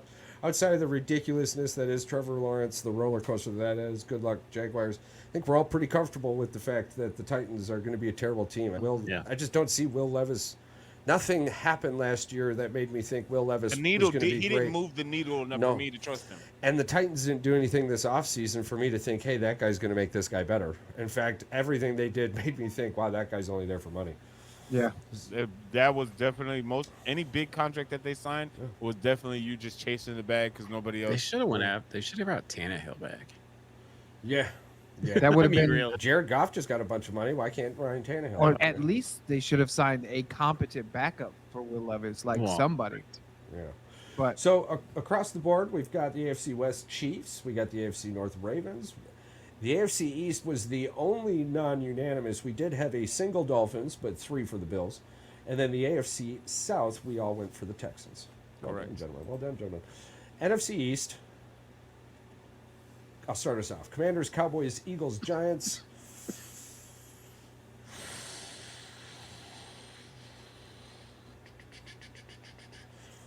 At this point, the Eagles should win the division. Yeah. And I don't think if the Eagles don't win the division, I don't think it's because another team was better. I think it's because the Eagles beat themselves. I think that's what it'll ultimately come down to. I do think a wild card team comes out of the NFC East, be it the Cowboys or the Eagles. But I've got the Eagles taking the division, and my surprise in this one is going to be the New York Giants. I think they're comfortably going to get to 9 or 10 wins. I think Daniel Jones and Malik Neighbors are going to be fun to watch. And I think that dynamic is going to open up Singletary to do a little more. The Giants themselves are a terrible organization, and they have a really weird way of doing things, but they're in the Big Apple, so I think the Giants are going to surprise everyone here. Patrick. I'm in agreement with you. Philadelphia Eagles on paper, that's not even a question on who the most talented team is this year. Offensively, defensively, they should win it. Surprise team, like you said, Giants. I do see a playoff team. I do see Dallas making the playoffs, though. They're Yeah. good enough to make the playoffs. So there's another ding, ding, ding, ding, ding, ding, ding, ding, playoff team. Yeah. Yeah. It's hard. I'm banking on neighbors as well. I went out and bought a $160 card, a 1 of 1, because Charles convinced me that he's going to have this fantastic season. And I've seen videos out other of training cards camp go are a helping year me later there, for too. $16,000. So let's hope that this card goes up 100x what I paid for it. So Yeah, that would be awesome. Fingers crossed. PR, hit us with it. All right, so my winner, I think, with everything Dallas has not done and still hasn't done in this offseason, just doesn't let me believe that they're going to repeat as champions. On paper right now, Philly has the most complete offensively defensive team built right now in the NFC East, so it's literally their division to lose at this point. Now, my surprise team, who I also think will be a wild card team, the Washington Redskins. Commodores. You The heard Washington football team. The Washington Commanders will actually make the playoffs, and the Cowboys will not. Ooh, that would be a surprise. Wait, did you just say the Washington Commanders are going to make the playoffs and the New England Patriots are going to make the playoffs? I said New England's going to get 5 wins. Oh. Old boy's going to compete for Rookie of the Year. So but that still. means Jaden Daniels is your pick for Rookie of the Year then?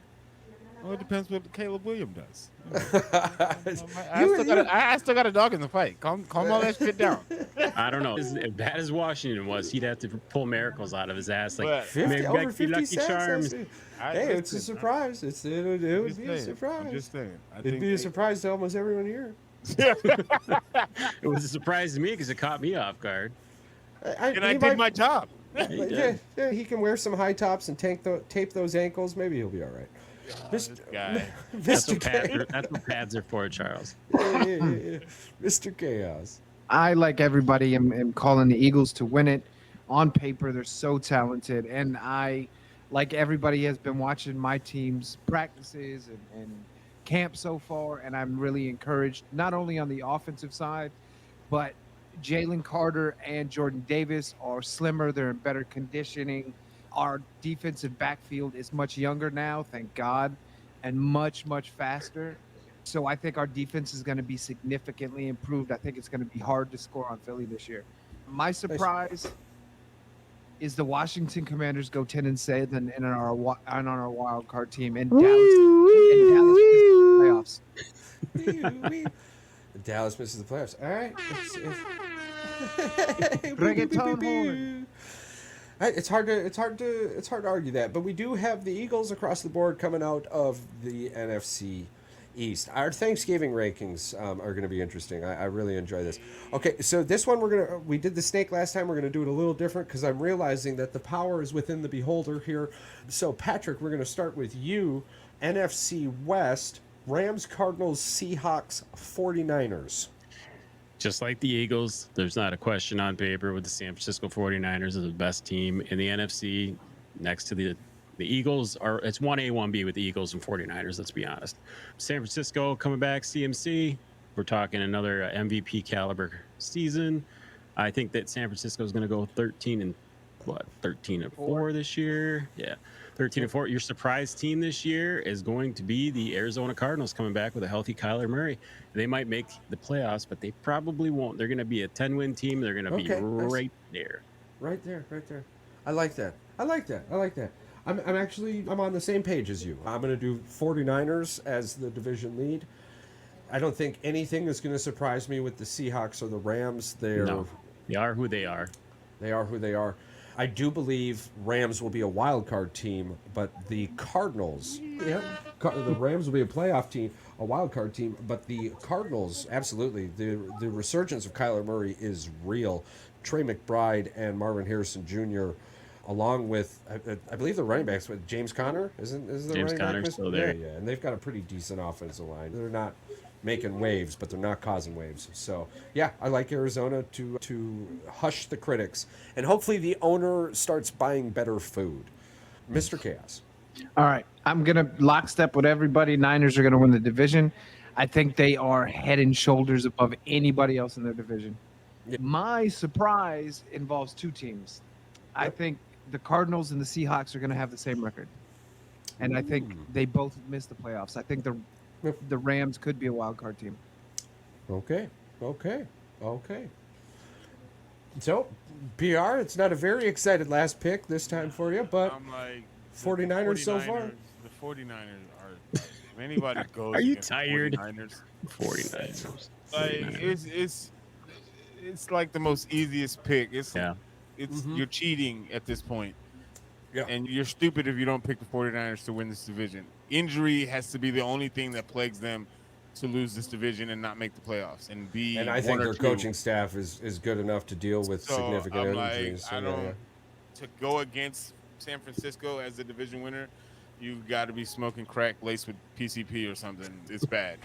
I am in agreement with you guys on the surprise team as the Cardinals. I think Kyler Murray having Marvin Harrison Jr. there and the already somewhat decent offense, and to see what their defense is going to be now and actually have a legit head coach now in Gannon, I think Kyler Murray has a comeback year where he could possibly win comeback player of the year coming off that ACL injury, and could possibly it could be a playoff team, but I'm not surprised. I wouldn't be surprised if they missed it, but it wouldn't shock me if they get a wild card spot. It wouldn't be the biggest shock to the system. Well, but Patrick, can you hit us with a wah, wah, wah? If we're all sitting here talking about the Cardinals doing something special, I don't know if that could be as shocking as the rest of us think, but well done. So we do have the 49ers coming across the board. Universal Cardinals as a surprise, minus Mr. Chaos, but the universe works in mysterious ways, so we don't question it.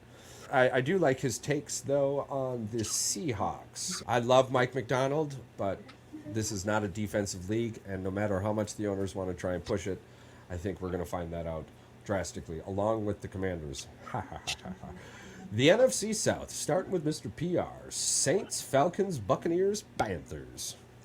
I think the Bucks take the division, and the surprise are the Panthers, but not as negative as you think. I think you haven't watched any training camp video of Bryce Young. I think they actually, I guess you can consider this bad. They could possibly come back for the #1 seed for the third year in a row. I'm sorry, I had to throw that in there, bro. So I'm like, it's just bad, man. Dude, did you see that? Bad. I'm gonna get that meme off TikTok where it's the Carolina Panthers logo. It's a mascot and a New England Patriots guy, and they're both fucking a doorknob, and they're for the #1, trying to open the door for the #1 pick. Carolina is just.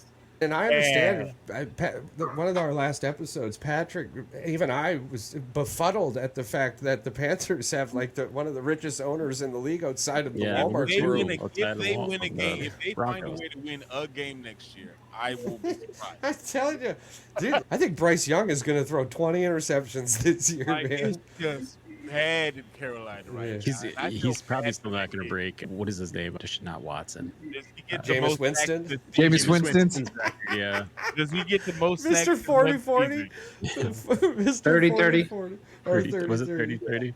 No, Bryce could be the first 40-40 guy. There ain't no one behind him. What's Carolina going to do? If he gets the 40 touchdowns and doesn't pull off a win next year, that's got to go. Oh, I'm sorry. I meant the 4 for 4. The 4 for 40. The 4 for 40. Four touchdowns, 40 interceptions. It'll be 80 for Brady. It'll be 40 for 40. the season that wasn't. I don't think Carolina wins a game, like a single game. That would be surprising. Carolina not winning a season game. Getting the first overall pick. Technically, you traded last year's because you traded. Wow, and the rest of the NFL isn't getting better around them because Carolina is abusing this #1 draft pick system. Mr. Chaos. So I'm going to be controversial in this one again. I say the Saints are going to win the NFC South. I have zero faith in Baker Mayfield to repeat his performance from last year. My surprise out of the NFC resurgence South, of Mayfield ended one season after it was resurrected with the Rams. Interesting. my surprise team out of the NFC South is that the Falcons outperform everybody's expectations. And they show that they can be dangerous with a decently competent quarterback. Really? Yep. So with the Wouldn't be Saints a- winning, are we talking the Falcons in a less than competitive NFC on paper becomes a wild card team? I don't know if they're good enough to become a wild card team, but I think they're not. Expectations in Atlanta are division win. Is that for To say that For there's real? going to be 2 playoff For real. teams come out of the NFC South is absurd. okay? I- Then yeah, no, I can't. Just because of the history of that division, I can't sign off. They said on- it would be a There's no way surprise. that there's 2 It playoff would be teams the in surprise of surprises. There's I no think- way I that there's think- going to be 2 look, playoff teams in the I NFC think the South. Falcons. I think the Falcons go 9-8. I think they're just above 500, which is, if you listen to actual NFL analysts and people who get paid to say this shit on TV, everybody's expecting an 8-9 or a 7-10, 7-10 season for this team, except Falcons fans apparently. But for me, I think they're going to be a 9-8 team, and I think they're going to be better than a lot of people think they are. Huh? I like it. I like it. I'm setting Patrick up for a doozy because I'm not a Falcons fan, but I Let's do wait. believe Atlanta is coming out of this division. I look at it, and if you play each other, if you play each other this many times, the Falcons to me are better than the Bucks, way better than the Panthers. Who's the best quarterback in that division? Right now? It's Kirk Cousins. I don't, and not And to it's not even knock, close.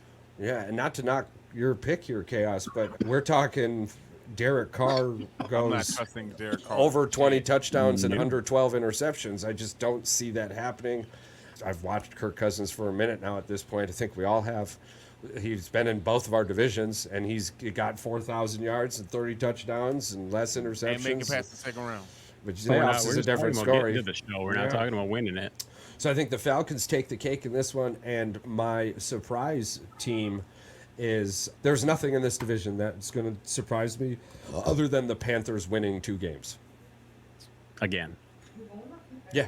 If the Panthers get to 2 games, that's crazy to me. Yeah. So, I don't So- see that happening. Patrick, we've got a 3-way going on right now. And Oh, a just menage wait, a just trois. wait, just wait, just wait. So we've got the Falconeers, the Buccaneers, or the Falconeers. We got the Falcons, What the the hell is the Buccaneers. Falconeers? No The team, fucking no Saints. team in this division tried to set themselves up for success other than the Atlanta Falcons by getting Kirk Cousins. I Nobody agree. else did anything. agree. Did nothing in the playoffs, or not in the playoffs, but did nothing in the draft. They did nothing in free Nothing agency. significant. No, except for getting Kirk Cousins. And I hate to say it, but they won 7 games last year with a terrible offense. They improved And their 2 offense quarterbacks. Was it 3 dramatically by getting a quarterbacks they went quarterback. through? Yeah, Yeah. they went through 3 quarterbacks, won 7 games, and not only that, they said they're taking the handcuffs off Bijan Robinson. Praise the Let the Lord. boy run. That's a So- problem. He's a problem. Feed It- him The more. only question with this team, Kyle Kirk Cousins Pitts. is going to get the ball. It's their defense. Yeah. Yep, Their I agree. Defense versus good teams. I can't say it. They did beat the Packers last year. Yeah. Their defense can be good, but their Shit. defense is mediocre. It's average. Well, the problem that they have is there's zero pass rush in Atlanta. Zero. Yeah, there's no pass Now rush, I but know they picked up. Didn't they? Who did they pick up? I thought they picked up somebody defensively, like a small name defensive, but they. No, they were supposed to, but then drafted the Peanuts. only benefit to them is they got 2 games versus 2 teams that they should go 4-0 in their division against, and that is the freaking Saints and Yeah. the Carolina Panthers. Well, So there's 4 see, wins right there. and I there's think the they'll go thing. 1-1 Yeah. versus the Tampa Bay. I agree with you, Patrick. You've got 4 wins there, and worst case scenario for the Falcons is you split the other 2 games. So you've got 6 wins there. You have to find 4 more in a league filled with teams like the Commanders, the Titans, the Yeah, there's realistic ways. Giants. The NFC, let's be honest, the NFC is a weaker division than the AFC is. Yeah. 9 or 10 Paper wins even. that division. 9 or 10 wins that division. Oh, absolutely. If you get 10 wins, you're definitely on top of that division. And then Right, your sleeper is the Carolina Panthers, just allowing Bryce Young to just suffer through it for one more season and probably not win a football game, like Paul said, plus or minus 2 wins. Do you think So they next set year, the, you're the Carolina Panthers. Do they I take think Shedeur we're setting this Sanders poor or kid Carson up Beck? for Carson Beck. disappointment. Yeah, Yeah. I think Do you the think Panthers that- did. I I think think- the Panthers take Sanders. I think take Sanders for sure. I think Mr. Young might get sacked the most times in a single season. He might listen, break that record. Jaden Daniels has a hold my beer comment to that. I'm just throwing it. Yeah, but Jaden Daniels is more athletic than Bryce Young is.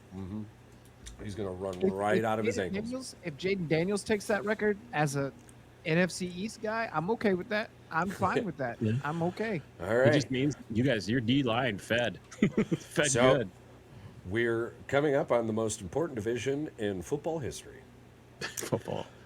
And we are starting off with a Patrick here in the NFC North. Oh boy. Vikings, Lions, Bears, Packers, in case you needed to know. On paper, we'll play the analytic game. On paper, you've got Minnesota as probably the worst team in the division.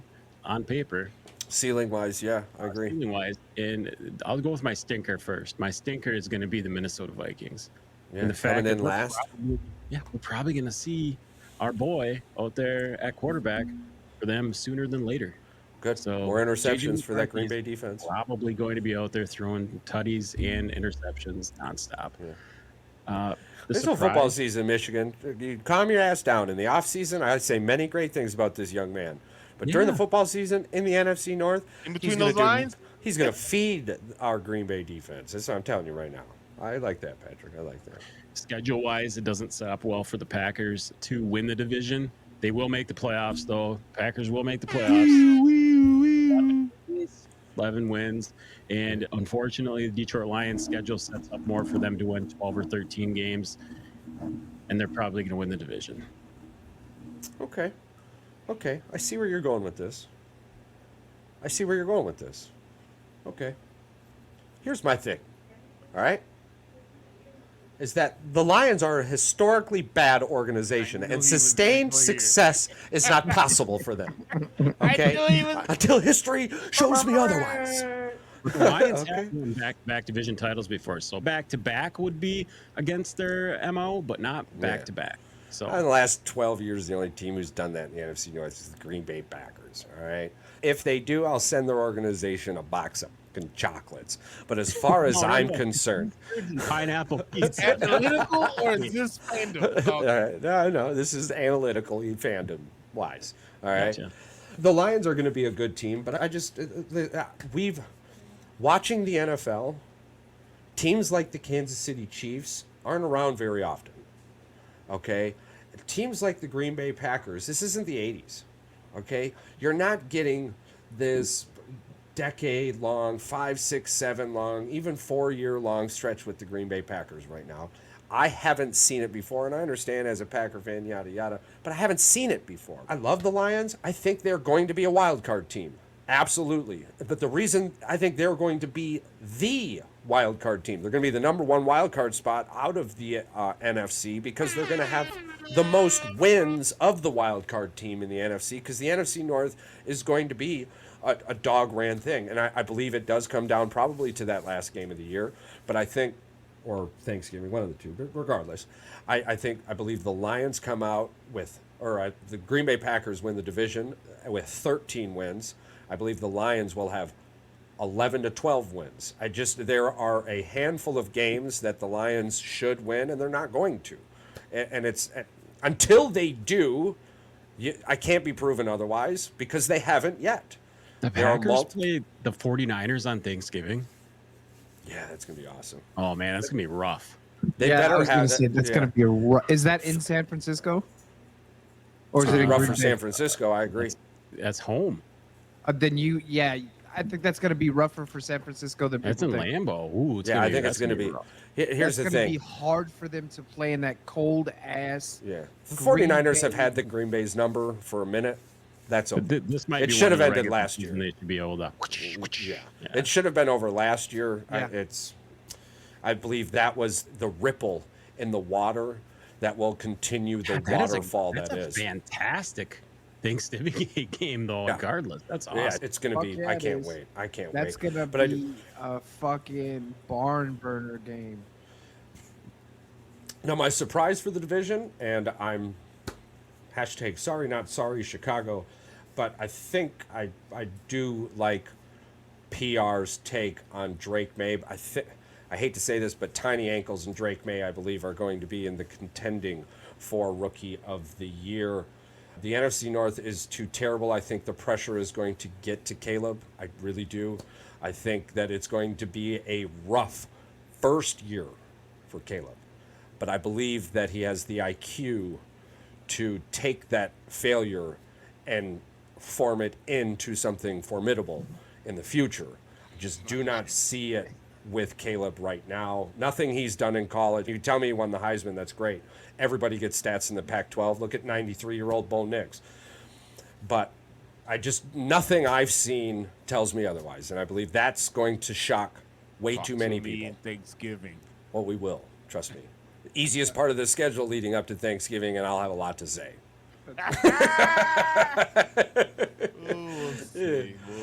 We will see. The division, your division starts at the end of that. But anyways, I believe my surprise is Caleb Williams and the Bears being who I think he is. And Packers take the division with the Lions being the number 1 wild card. Well, my bad. Thanksgiving's on the 28th this year. They played the Dolphins. Thought it was the 24th. Ooh, nice. So it's Thursday night. Thursday night game they played. Yeah.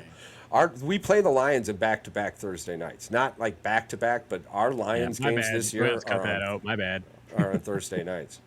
Still going to be a great Thanksgiving game. That's going to be still a fire game. And Miami plays in Green Bay on Thanksgiving? It's in Green Bay. It's in Green Bay, though, still. That's bad for Miami. They suck. All right, Chaos. Look, let's be completely real. Even better. Let's keep it in I there. think Green Bay takes the division. I like Detroit a lot. They have talent on their offense. I just think adding Josh Jacobs to an already potent offense that was just lighting people up last year is going to have a bigger impact than I think a lot of people think. Mm-hmm. So I think Green Bay comes out of the division. My surprise team is I say the Bears are a playoff team. I don't think they'll get out of Three playoff teams coming out of the NFC North. I don't think they're going to get out of the first round or the wild card round. But That's fine. I'm fine with that. I don't care. I just want to see that postseason banner up there. I don't care. I think they're a playoff team.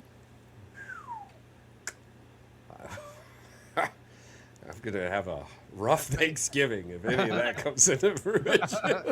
We told you, motherfucker. I'm not even going to enjoy my turkey. You're going to be spitting it out while you're yelling.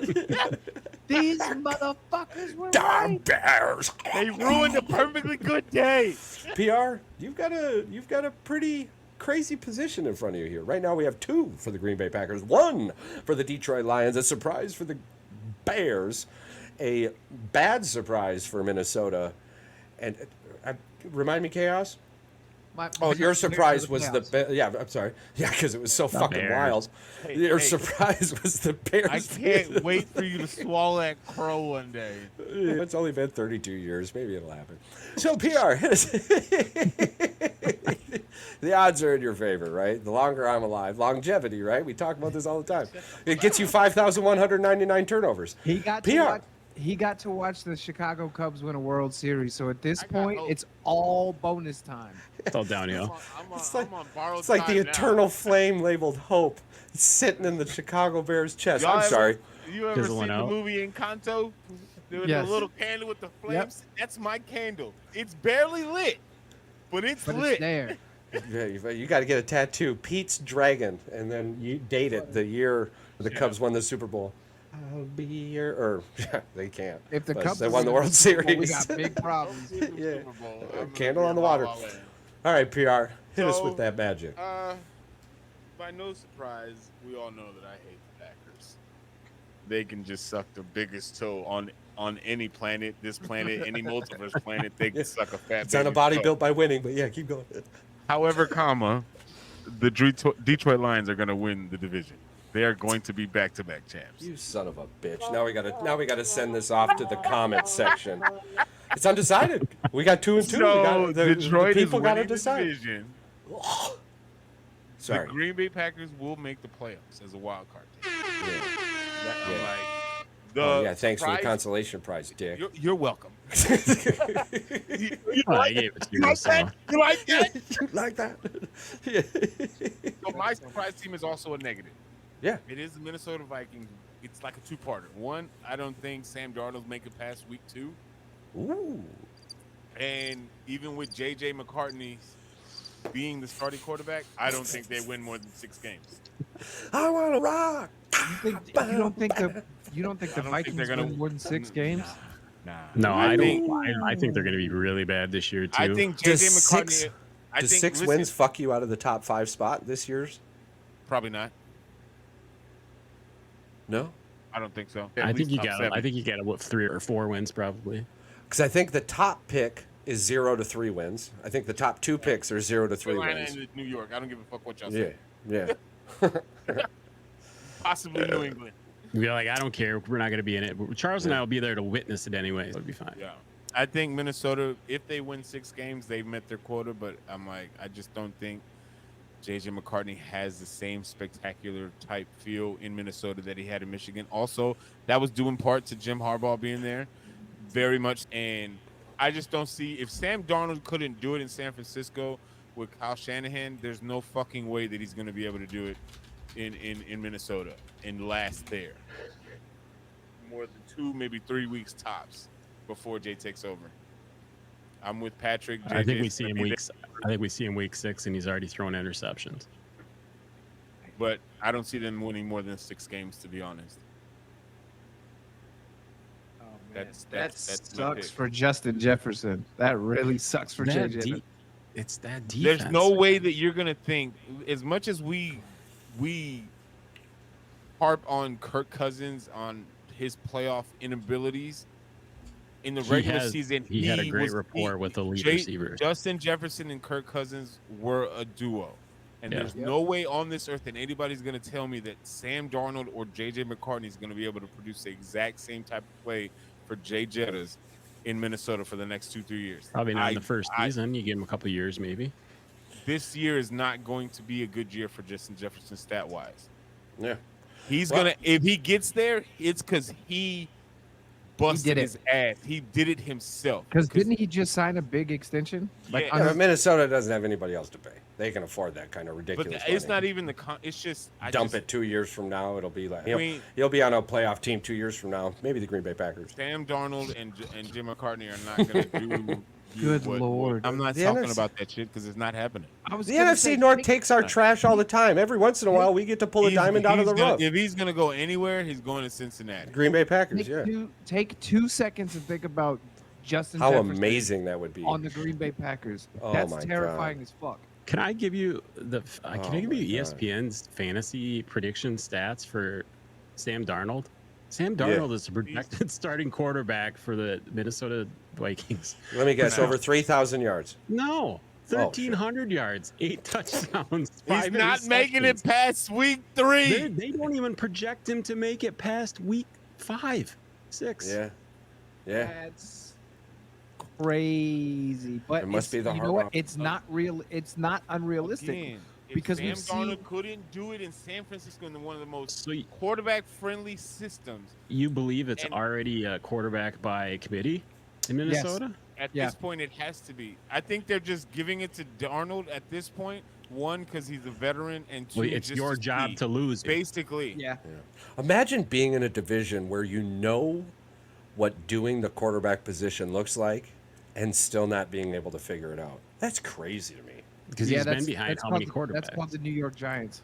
Yeah. No, I'm Well, just he saying was the Minnesota Vikings have watched without the New Green Bay York, yeah. Packers get quarterback after quarterback right. I That's can't go true. any further than that. But yet they continue to try and do it their own way. It's Yeah, weird I'm trying me. to think. Kirk Cousins might be their best quarterback since Drafted by Washington, yeah. Culpepper. Culpepper, yeah. Holy shit. That's I just never crazy to me. thought That was about like it the that way. early 2000s. Yeah. That's why I mean they're not the only one, but Hi. My name well, is I was thinking about the Lions, but if you want to talk about the Bears a little bit, what were you going to say? No. We suck at quarterback. No, that's not true. You've sucked at picking quarterbacks. You're the But, best What's the difference? quarterback you've had since Joe Montana. Joe Montana. There's no clear difference. All right, this became very interesting for us. The NFC East, we have a walk with the Eagles. The NFC West, we have a walk with the 49ers. The NFC South, we did not have a walk, but did find a winner with the Atlanta Falcons. The NFC North, we need your help. Those of you out there will have this readily available as soon as possible. The NFC North, we are split Packers, Vikings. We are 2 for the Packers, Vikings. Lions. Sorry. Nobody said Vikings. Not No Vikings. Sorry about that. You're not there yet. But well, I got Yeah. But anyway, so we got 2 for the Lions. Yeah. I can't wait for Thanksgiving. 2 for the Lions and 2 for the Packers. So we need your help, audience. Comment, whatever you need to do. Let us know who you think is going to win the NFC North. Is it going to be the Green Bay Packers or is it going to be the Detroit Lions? And we would greatly appreciate it.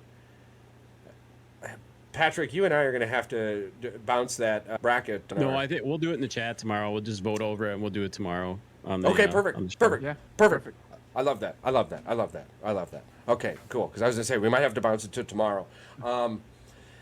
Because this was such a fun-filled episode, one dad joke and then a random U.S. fact.